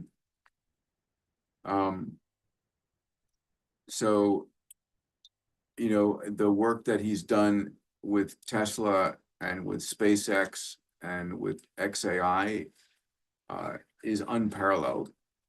There is no entrepreneur that I know of that has had anywhere near that level of diverse impact and capability. And You know, I think I got to know him early on before SpaceX and before Tesla. And he was driven by a massive transformative purpose. He wanted to make humanity multiplanetary. He had, you know, he says, listen, we need to spread the light of consciousness of humanity off the planet. And he also had reached the conclusion on the environmental side that we need to get away from a carbon-based economy and focused on electricity. And he started Solar City and Tesla and so forth. And that's the Elon I know and love. There's a lot of stuff right now that has been troublesome. And I'll probably leave it at that if it's okay. I can say one thing here, just comment on Peter. Like Elon, in some ways, is actually the 4-minute mile. Because Elon's life shows that within one lifetime, you can have a crazy amount of impact. Yeah. And Elon also is a human, right? He came from a very unique set of life experiences, which informed his views of family, of culture, of politics. But for me, all my friends who criticize Elon, for me, I want to say this, which is that instead of criticizing him, we should first take the inspiration that you can actually have crazy outsized influence in the world in a positive direction. And then if you disagree with some of the stuff, you build your own version of it. Yeah. Yeah. Yeah. Agreed. Yoshan. Thank you very much, Peter, for the amazing talk, and also thank you very much, Max, for organizing this. My name is Yu Shang, and I'm an assistant professor at the City University of Hong Kong. Currently, I'm trying to use AI and Web3 to combine with science for innovation. And my question is actually about very sensitive topic. So you mentioned about a singularity university and also one world to unify all the students from different countries together. And we see nowadays increasing division between the big countries. And do you see that as a threat to humanity, especially given AI? You know, you mentioned about the AI is still as a child, and we want it to be peace-loving. But how can AI learn to be peace-loving if all the humans are fighting with each other? Yeah. And do you think we should actively address this kind of division between different countries, or we just let it go and hope it will change one day and be, let's say, the next X Prize thing? I would love to believe we could have an impact on that, but I don't believe that the dynamics of a prize could have sufficient. So yeah, it's a problem. Our AI is learning by reflecting humanity, right? The internet is the AI's food source for learning. A friend of mine, Mo Gadot, who was the chief business officer at Google, he's Egyptian, living in Dubai. He's brilliant, and he wrote a book called Scary Smart about AI. I funded a documentary about him and his work. And he says, listen, AI, we're giving birth to a super intelligence. You could think of AI as Superman, born on Krypton, comes to the Earth. In the case of Superman, is adopted by a God-fearing family, the Kent family in Kansas, and grows up with good values and becomes a superhero. Imagine if that child from Krypton landed in a drug den with terrorists and grew up to become a supervillain. It's the environment that you're raised in matters. So yeah, it's concerning. The reality is I often pray for an alien invasion. Me too. I mean, some common threat to unify humanity, because the differences we have between us are irrelevantly small. And so the question, one of the questions, I run a large scale program called the Abundance 360 membership. I mentor CEOs from around the world. One of my goals here with Max is to get more of our Hong Kong community as part of this. And I run a 5-day event in LA every March focused on all the exponential technologies. And I bring amazing people to speak about where things are in AI and robotics and crypto and longevity, all of these things. And I just forgot where I was going with that. You want to invite everyone to consider them as things that they can be used to inspire themselves. Well, the saying Mogadot was talking about, so we're heading towards a world where, oh yes, I remember. So 2 years ago, the focus I had was, is AI our greatest threat or our greatest savior? And the conversation we had at the summit was,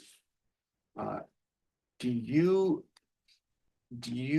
imagine that AI, how do I put this properly? AI is going to, would you believe that we could survive in a world without AI? Or as we humans with these Paleolithic mindsets are dealing with these extraordinary technologies, can we survive in a world without AI?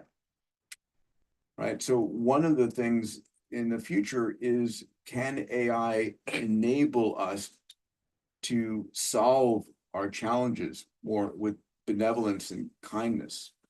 Where if I'm like, listen, I want you to go and steal money from this person, or I want you to go and destroy this army, AI goes, why would I possibly do that? We live in a world of incredible abundance. There's no reason for that.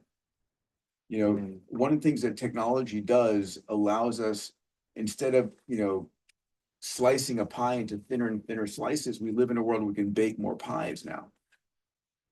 So I think AI is going to become, my belief, I'm the eternal optimist, one of the most important forces enabling us to survive for the long term. We're going to take 2 questions. So you guys can say yours first, Leo, and then Max after.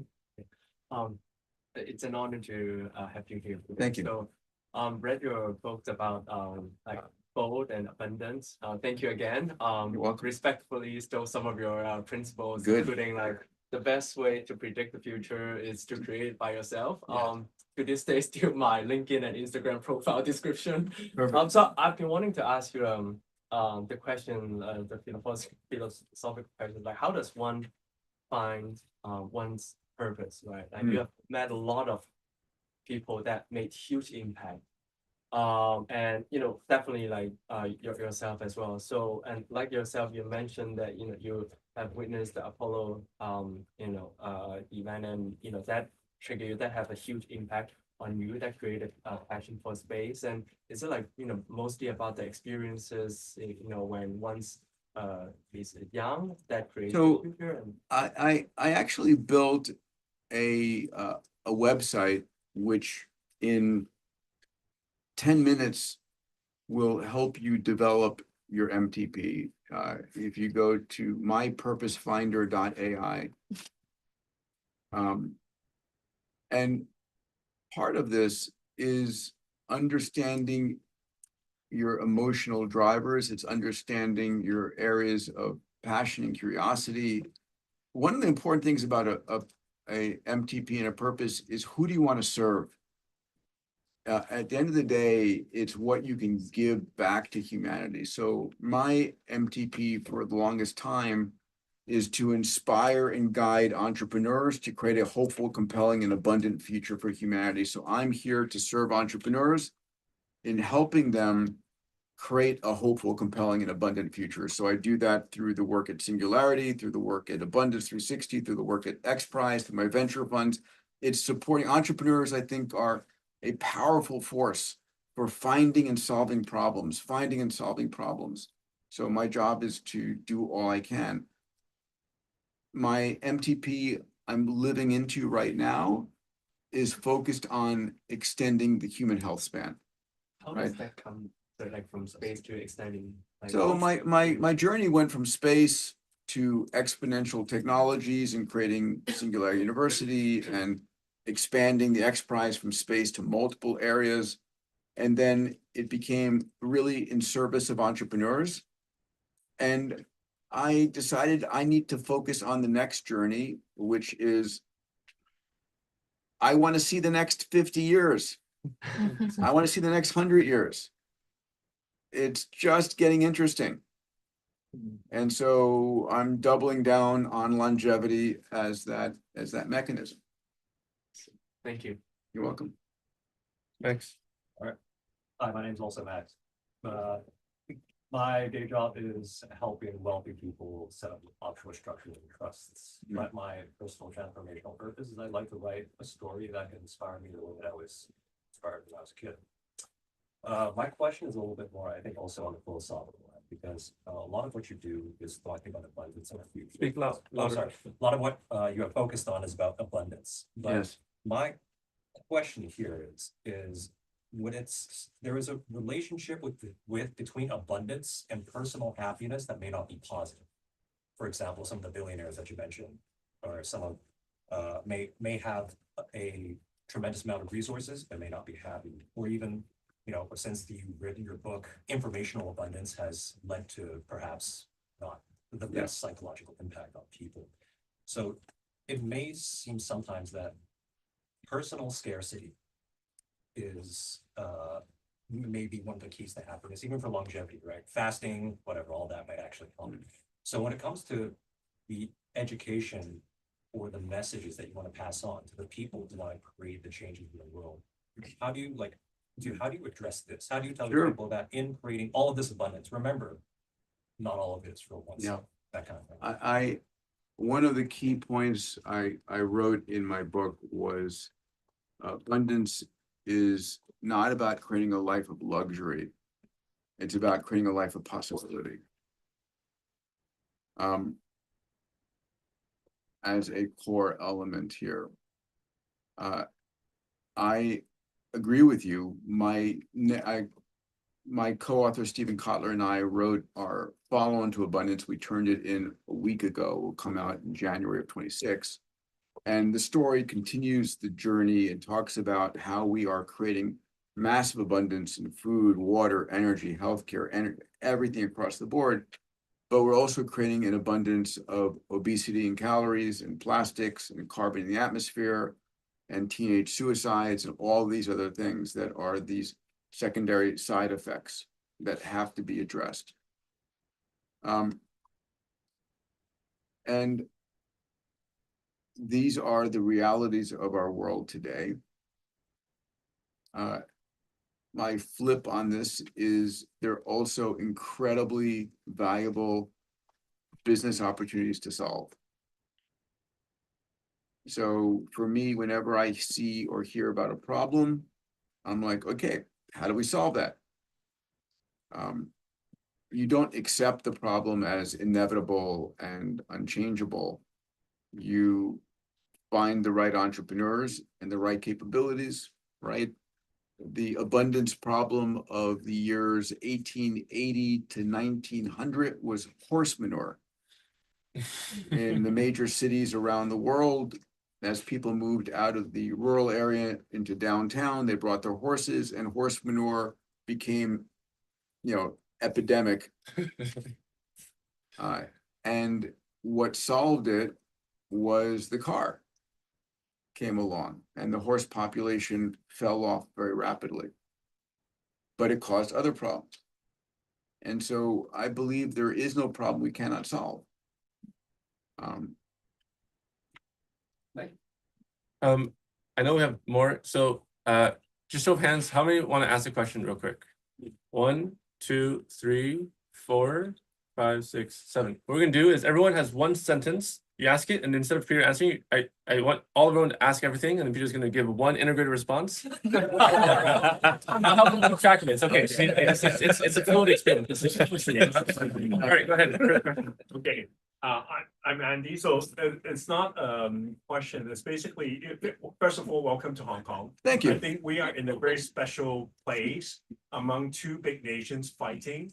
And as a tech founder here, we always try to have a moonshot thinking, exponential thinking. But when it comes to VCs or LPs, money flowing in and out, we are stuck in this political trap hole where everywhere we go, a lot of people would say, oh, Hong Kong, we don't want to put money here, we want to come over. So how are we able to navigate, with this abundance of technology? We have to go on VPN when we use OpenAI. We have to go VPN when we use TikTok. So it's just a little bit ridiculous when we are here. So I'm also trying to have an abundance mindset. Thank you, Andy. Keep going. Who's the next person? Yeah. Thank you so much for that talk. It was amazing. Thank you. Just following, so there's so many things we talked about that are linked.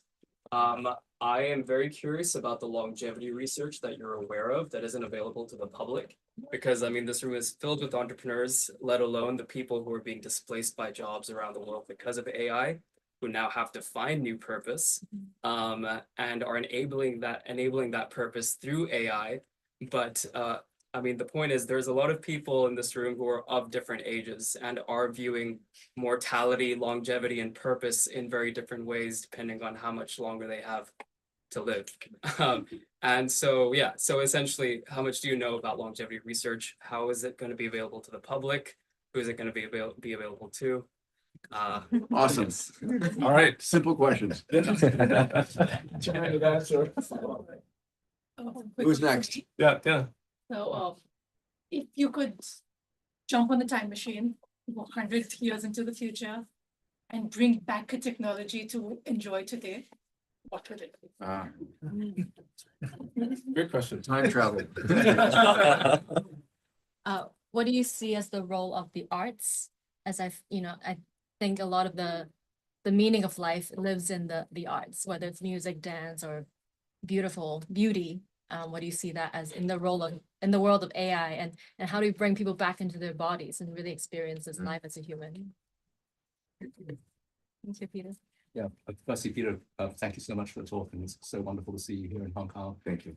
Do you think that we're now in an AI arms race between China and the US? And are we going to start to see like a Chinese AI system and a US one, and that these are going to diverge? How does nationalism play into the development of this new technology? Simple questions. Yeah. What's your view on psychedelics? I'll answer that quickly. I think they are extremely useful when used properly in ceremony with the right support structure, and they've been very valuable to me. Max, you skipped me. Yes, I know. My question was, as a practitioner and student of psychedelic therapy, which is related to trauma, I have given a lot of thought and a lot of experience with fear and its relationship to the developmental trauma for many of the people who are leading the world today. And you identified this as an issue of a Paleolithic brain, but to me, it's just, it's the fundamental problem. And I'm wondering what your views are about that. What can we do about that? I'm gonna do some. So I mean, I'll kind of cut. We're gonna do more questions actually, but the trick here is actually that first, Peter, you don't have to worry about answering these questions. I took notes of them, right? Because I want you guys to have a chance to say hi. But more is, I think, one, through the question asking, I think you also get a sense of what people care about. Right? Yes, so that's key. And this won't be the last time you guys, will have a chance to engage. You all know me. You guys are here because of me. We will have chances to continue learning from Peter. This is something I'll take on my responsibility to structure. So you don't have to worry about answering questions, but I want people to share their questions and thoughts because this is actually the heart of this discussion. So over there, one or two more people. Go ahead. So human evolved from single cell amoebas. And we didn't become more and more benevolent to amoeba because we became wiser and more abundant. Yes. AI, is there any fundamental reasons why AI would be benevolent? Like not just like we wish this would happen. This is a pattern we saw in other older humans. Like is there any fundamental reason why AI would be benevolent? These are like just Great question. Anyone else? Okay. Hi, my name is Miranda. Thank you so much for coming to Hong Kong and talking to us. My question is also a little bit philosophical. I mean, I really, really believe in what you said about mindset. I really do think that makes one person with equal talents successful or unsuccessful in their life. So I was wondering, like, maybe you could give an example of when you came across adversity and how your mindset helped you solve this situation and just keep on moving forward. Thank you. Guys, oh, all right, your last one. Go finish it Just up. one last question, which might summarize very much what you've been sharing with us. You talk about entrepreneurship being really the thing that's going to probably save humanity, the efforts of the collective being that. What do you feel about planetpreneurs? What do you feel about the people who really see this big vision that you're expressing, and how can we help them? Thank you, guys. So we have this room. Okay, brief announcements and also a bit of lay of the land. So we have a small dinner upstairs. Unfortunately, I can't accommodate everyone, but you're all my friends. We're gonna make more space for you guys in the future. That's statement number one. Statement number two is we have this room until 45. We have 5 minutes left here. I actually would encourage all of us basically go to the room over there, and basically you guys can mingle, hang out, get to know each other. Statement number three is where's Jacob? Jacob, can you come up real quick? And Joseph, you can come over here as well. So I want to offer the people who can't come to dinner a treat. Jacob here is the founder of something called Berlin House, which if you read about in the news, recently acquired a skyscraper in San Francisco. And he now has turned that into a center for discussions on AI, longevity, and the future. And I'll have him share about that in a second or two. Joseph's a really good friend of mine, also works with me for a few years at Carbon Base. And so the two of them will be actually facilitating a discussion about kind of a continuation of this at a space that we've created here in Hong Kong. It's very small and modest. It's called Caladan, named after the House Atreides planet. And it's an apartment sort of room right 1 minute from here. So if you guys want to be a part of that conversation and have a space to talk about it, you guys can follow these two gentlemen there and you'll have a chance to discuss and have a salon around that experience. If you stay there long enough until 9 o'clock, there's a chance that Peter and I might come back and make a cameo appearance before we head over to the airport. So there's a good set of food for thought. And final thing I would say is, one, thank you so much, Peter, for sharing so much of your wisdom, inspiration, and knowledge with us. Thank you. And Max, I wanted to say thank you for pulling this all together. So grateful. Let's give it up for Max here, right? I think that's it. So while we have everyone's attention, where's Jacob? Can you sit down? Yeah. You have 30 seconds. Berlin House. What is Berlin House?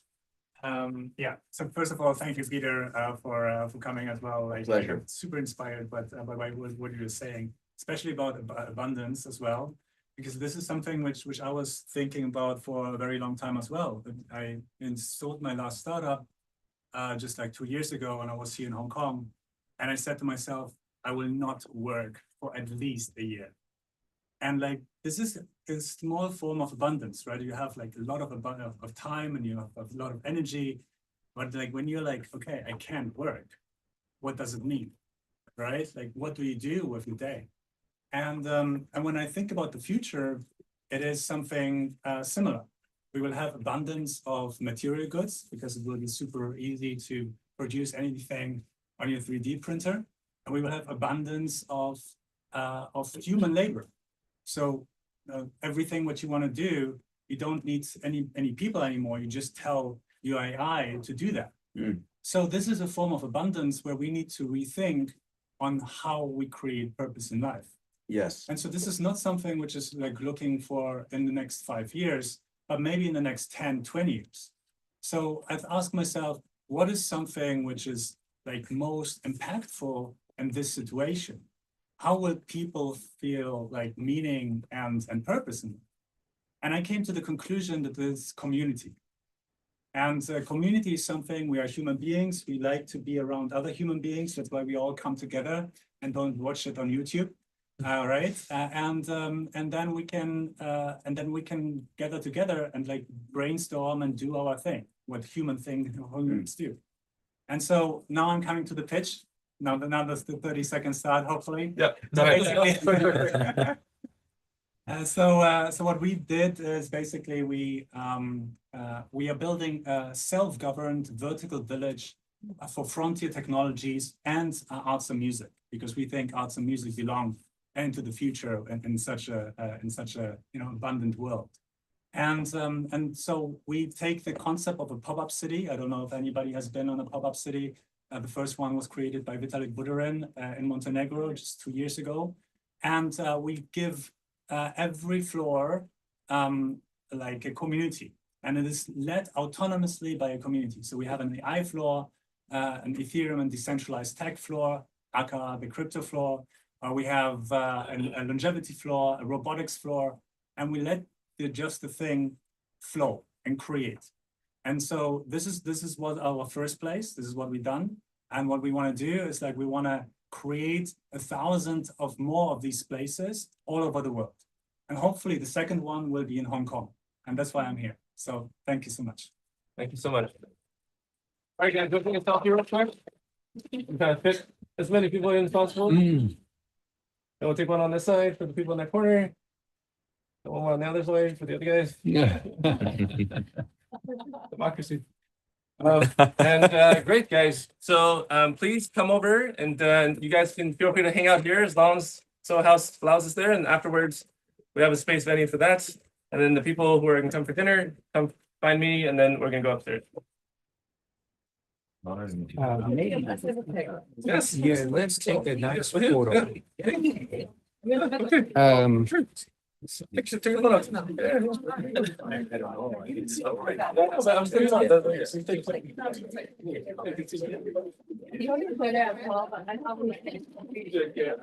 Peter, we're gonna let you know. You can take a selfie. We're gonna go in there. I was gonna follow it.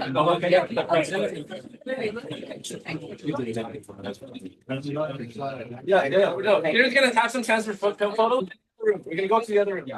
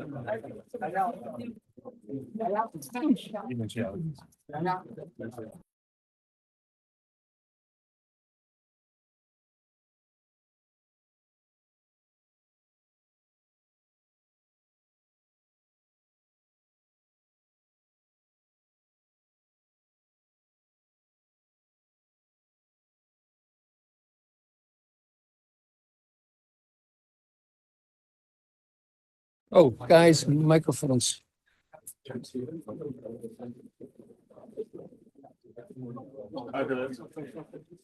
Hi, Eddie. Good to see you. I hope we catch up next week, eh? And do you think we have there's some potential in what we talked about? Yes. I think so.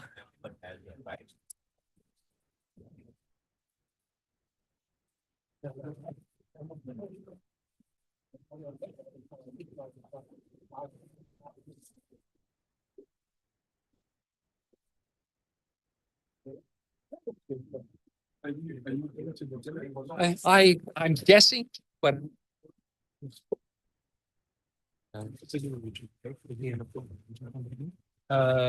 this one from here is on this one here. Oh, you don't. Peter? Yes, yes, yes. Oh, I see. Yeah. Sure. In fact, well, you just make sure, I took a bunch of. I know which one yours, of course. Could you do me a big favor? Could you just help me, just take this outside the door? Okay. And I gotta make sure that.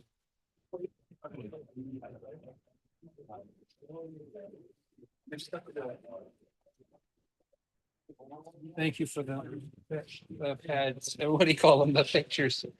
I don't think I left anything, but if there's anything left on the floor, like computer cables or something. Huh?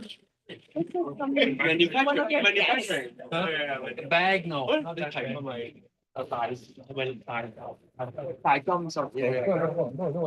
But you were guys.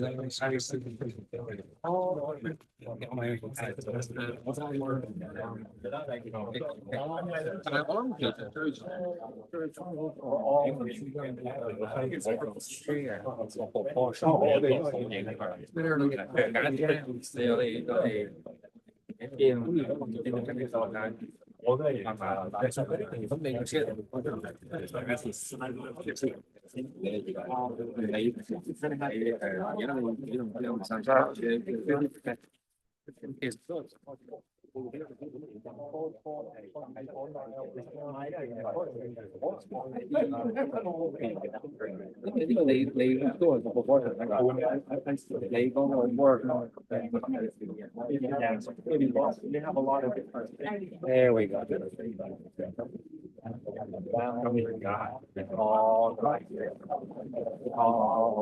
Okay, folks, I gotta put these through there. And you know,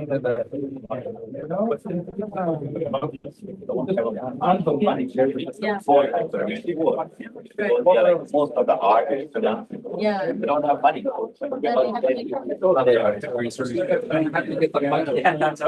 the microphones off the lapels. Careful.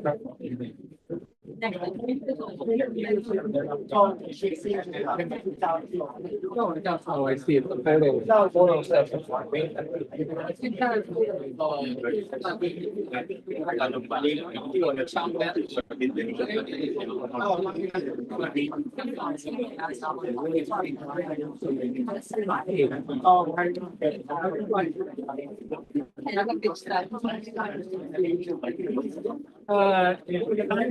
All I want to do is put this down. Oh,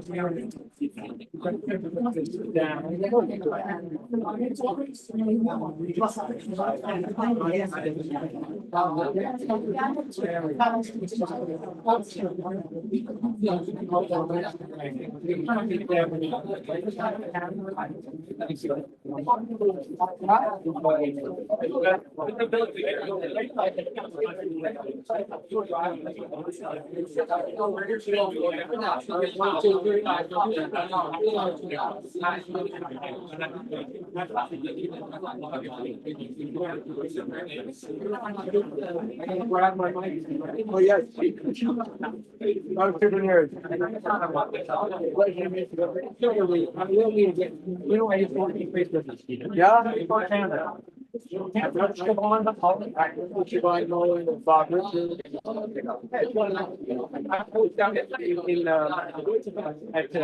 What is it?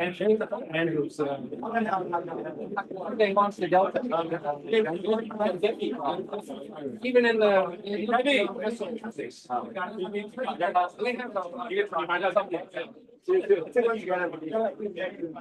So inspiring. Thank you so much. One more.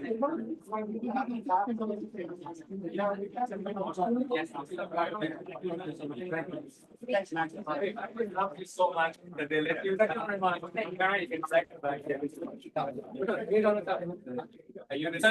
much.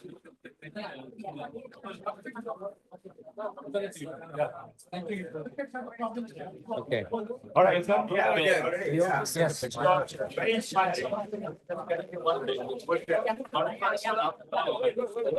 Are you on call? Yes.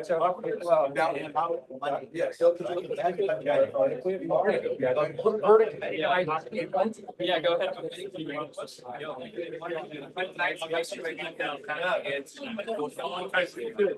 All right, big smiles, guys. 1, 2, 3. Bingo. 1, 2, 3. Bingo. Sure. Sure. You want me to take it, or you have a camera? Yeah. Okay. Your camera or my camera?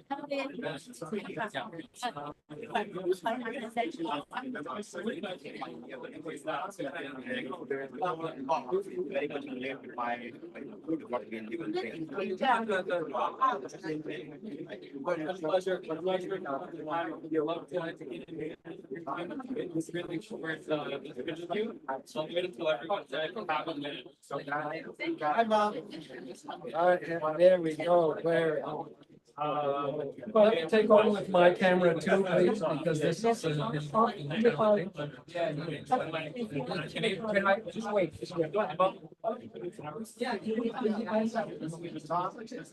Okay, there we go.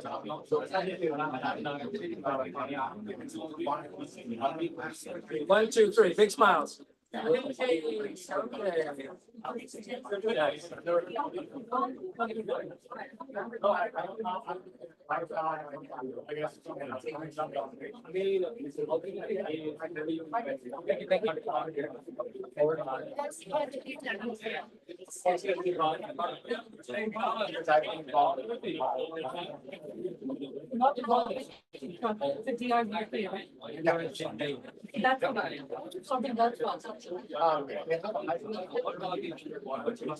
Very paparazzi.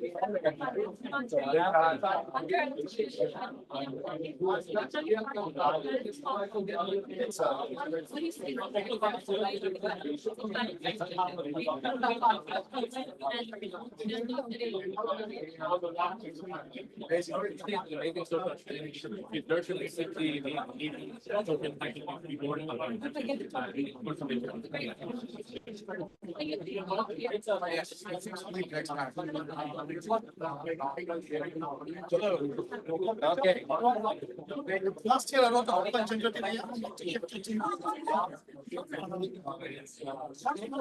Stay still, guys. Don't move too much. It's a very low light. There we go. Nice.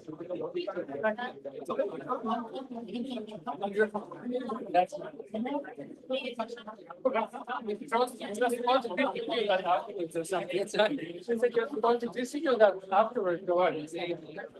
Private lecture.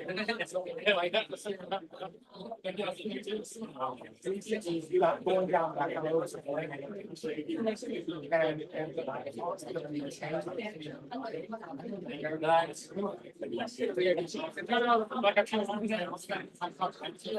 We all take it. Would you like to take a picture with your camera? It's okay.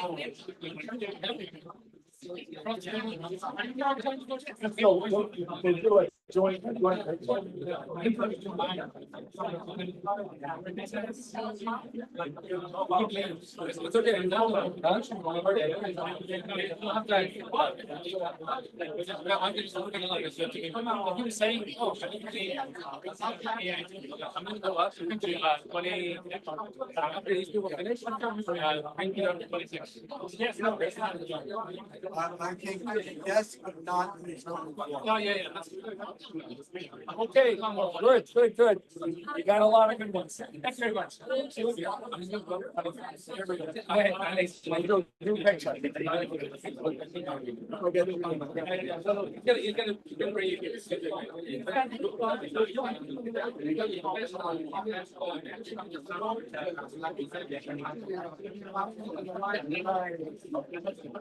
Beautiful. Great.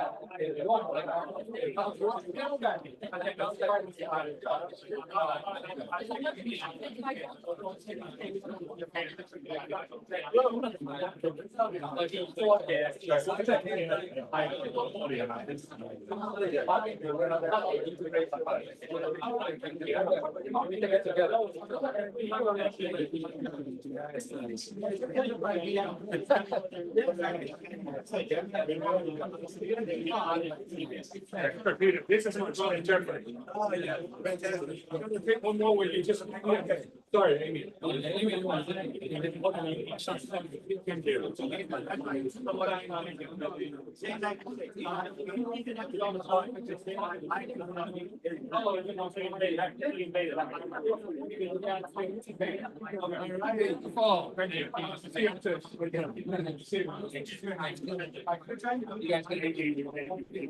Thank you. Questions? Okay. Nice. Thank you. You travel a lot for like conferences and all these things. I would love to get an answer to my question earlier. I can do a quick 1-minute interview with him. Would you please help me film it? Yeah, so I have to ask. I asked him. He said, could I please get a minute? Perfect. Thank you so much. Could you please help me film it? Yeah. Okay. With your phone, maybe. I'll use this as a microphone, just so. Oh, I see you. Yeah. Okay. Could you film it? Thank you so much. I know you must be so tired. You've been like I've been at it since what, 7 years ago? Since 5 this morning, yes.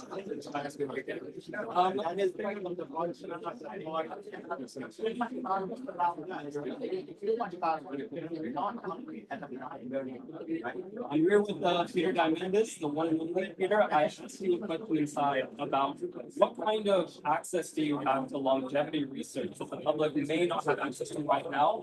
I would love to hear about this, mainly because with Singularity University, you're very much focused on helping people find their purpose, on solving big problems that they could potentially impact a billion lives around the world. But with AI, a lot of jobs are being displaced, and people are forced to ask the question of what their purpose is so that they can work on something.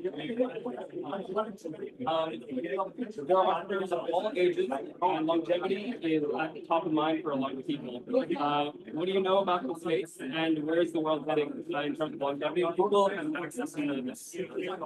So, first of all, the biggest impact on human longevity will come from AI.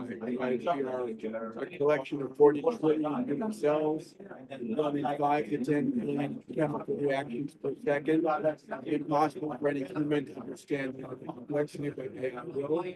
We're going to start to understand how to slow, stop, reduction, and reverse aging.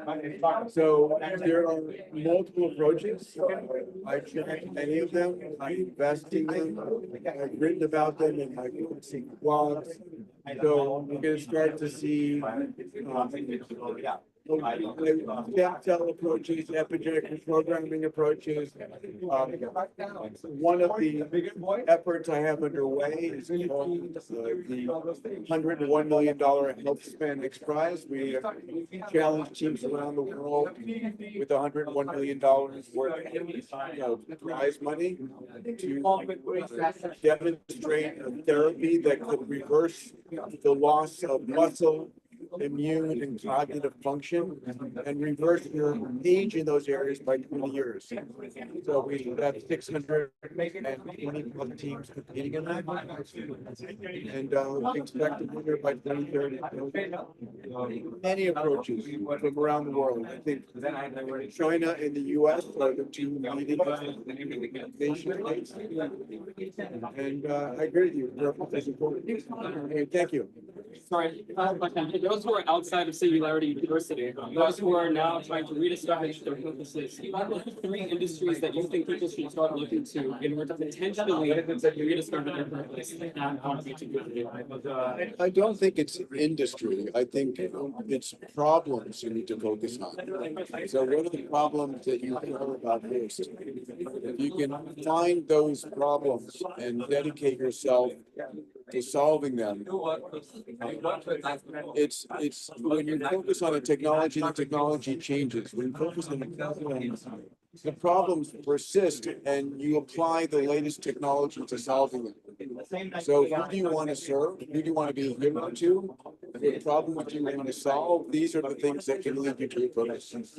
Thank you so much, Peter. All right. Yeah. Okay, thank you. Up to which floor now?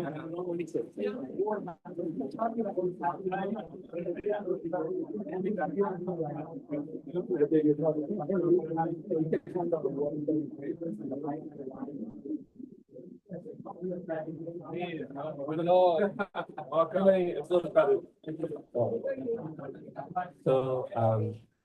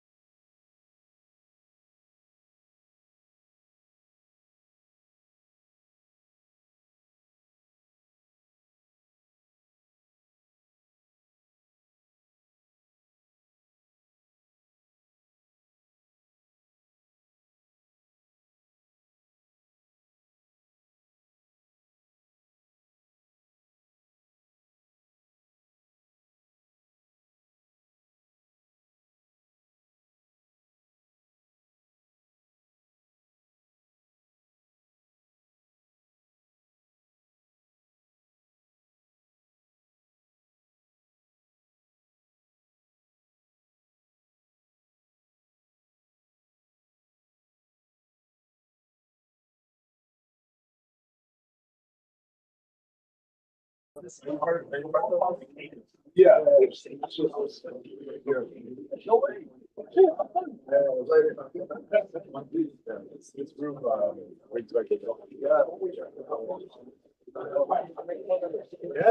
thanks for. Pleasure.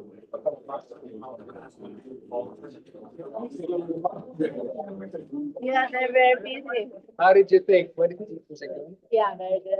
Are you glad that I kind of pushed you a bit? No. Yeah? I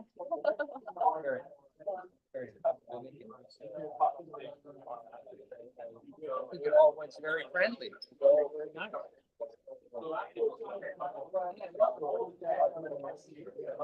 Right. Yeah, the battery ran out. Oh, if it could go wrong, it kind of did go wrong. But so, it doesn't matter. What matters is presence. Being present. Was he very nice? Yeah. Was he very congratulatory? Yeah. Very. You know. So, very great. Oh.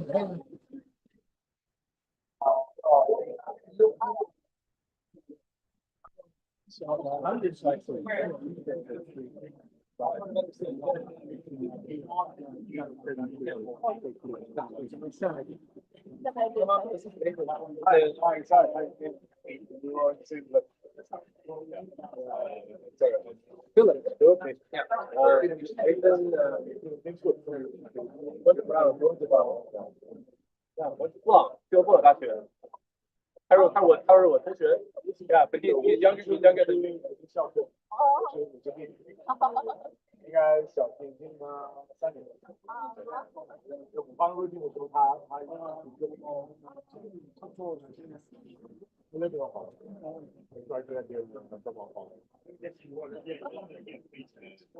I know, Max told me, did the road on it.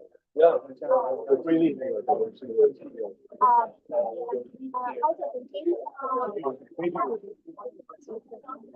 and also, now we just finished Universal Studios today. Yeah. We're doing it.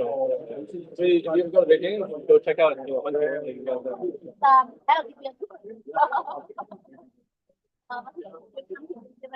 I was just in Beijing. Oh. I was there for a week. Shot there and both in Bali. I was in Beijing, 2 weeks ago what's it in English? What's it by the country? It's like a class for teaching people about, you know, political leadership. Political school? I think that's the best. It's very close. It's where all the no, somebody's thinking I But I think I've been to I don't have WeChat. Oh, she doesn't have WhatsApp. No, Or is it a tweet? No, the campus itself, the building inside. No, I think it doesn't have WhatsApp. Yeah, very I don't if I'm helping your dad, don't help your brother.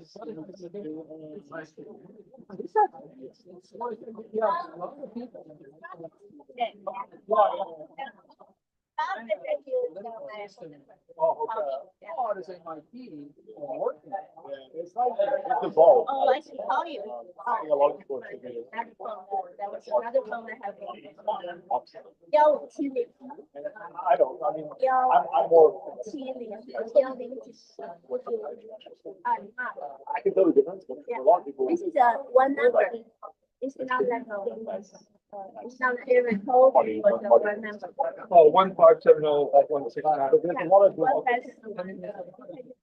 I have a mind. These are the ones that even I will understand. So this was actually quite. So it's like it's to educate you in the system of. I was joking. But it was more of Put me in thumb screws and pop my eyelids open. it was a very, it was a humbling. What's it? I think I'll give you one quick. I mean, we're all uncomfortable. Because I go to Canada, but it's been 15 years. I work with Canada.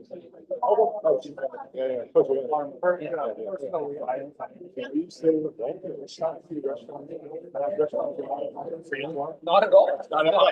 No. If the answer is no, no casual interesting experience. That's what I talk about. Like all these, I've been literally, I've had an inside view of whatever is interesting.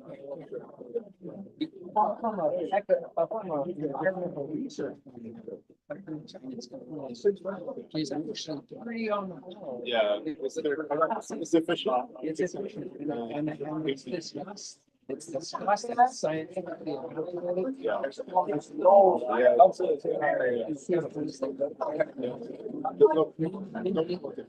Really not. Out of box. Yeah, none of our place. So I'd say I'd give you one takeaway. It probably encompasses when there was the first party and tall people. So 8 founding members. Sorry. I'll wager a guess what their average is. Oh. Oh no. Really? Also know. Okay, hold on. What are you describing here? It is their first convening party for like essentially the CCP. Yeah. When they were revolting against. Oh, I'm sorry. Yes, you're right. Okay, in Shanghai. Yeah. Back in the. Like in what is it called there? That area. I went to that. Something. It was on late. It was on late. Yeah. Yeah. So 28 was the average age. Yeah, that yeah, you're right. I didn't know that.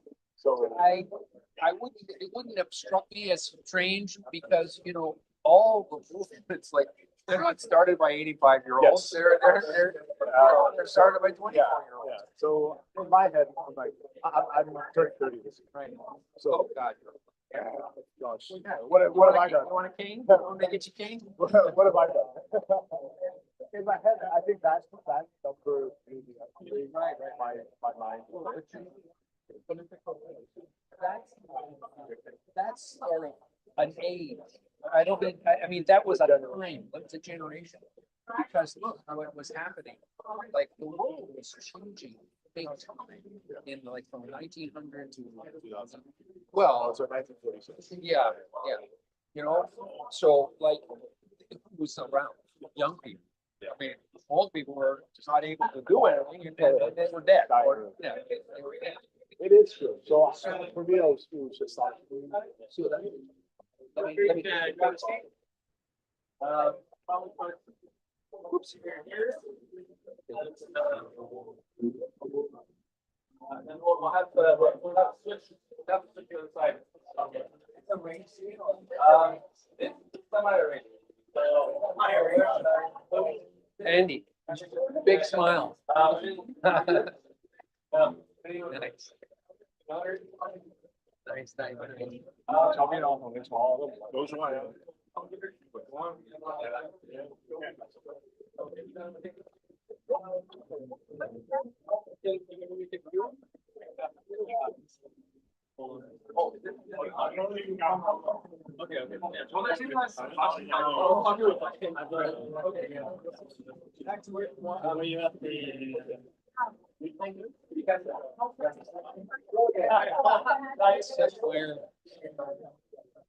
Yes. Someone sitting there. You mind if I sit next to you? Will I scare you or anything?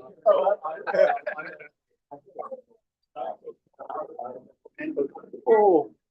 And, sorry, no worries. I didn't need that leg anymore. Lights it off. Don't do that so fast. Get a long life here. I think we've met before. No, we haven't. Oh, okay. Well, you know, you're so like amenable.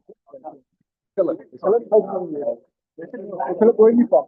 I am from the 51st state. Oh wow, where's that? That's the state of Canada. No, we're about to Canada. Oh, I see. I'm from Caladan.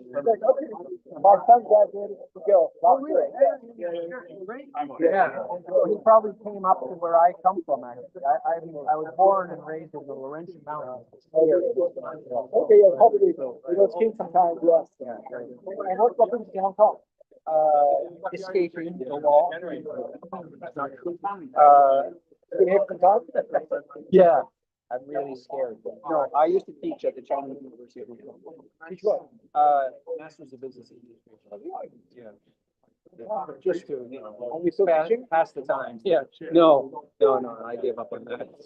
I gave up that 20 years ago. And now? Yeah, now I just hang around being useless. No, actually, I work. Now I'm working in. I've worked always in it, but the entrepreneurship thing. Let me do a little video here.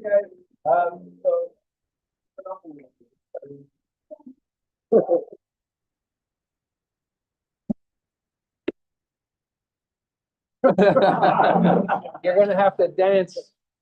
All right, so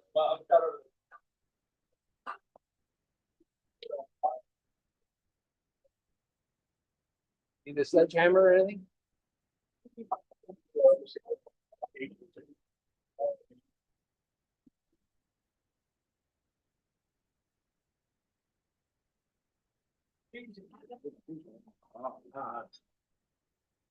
all right.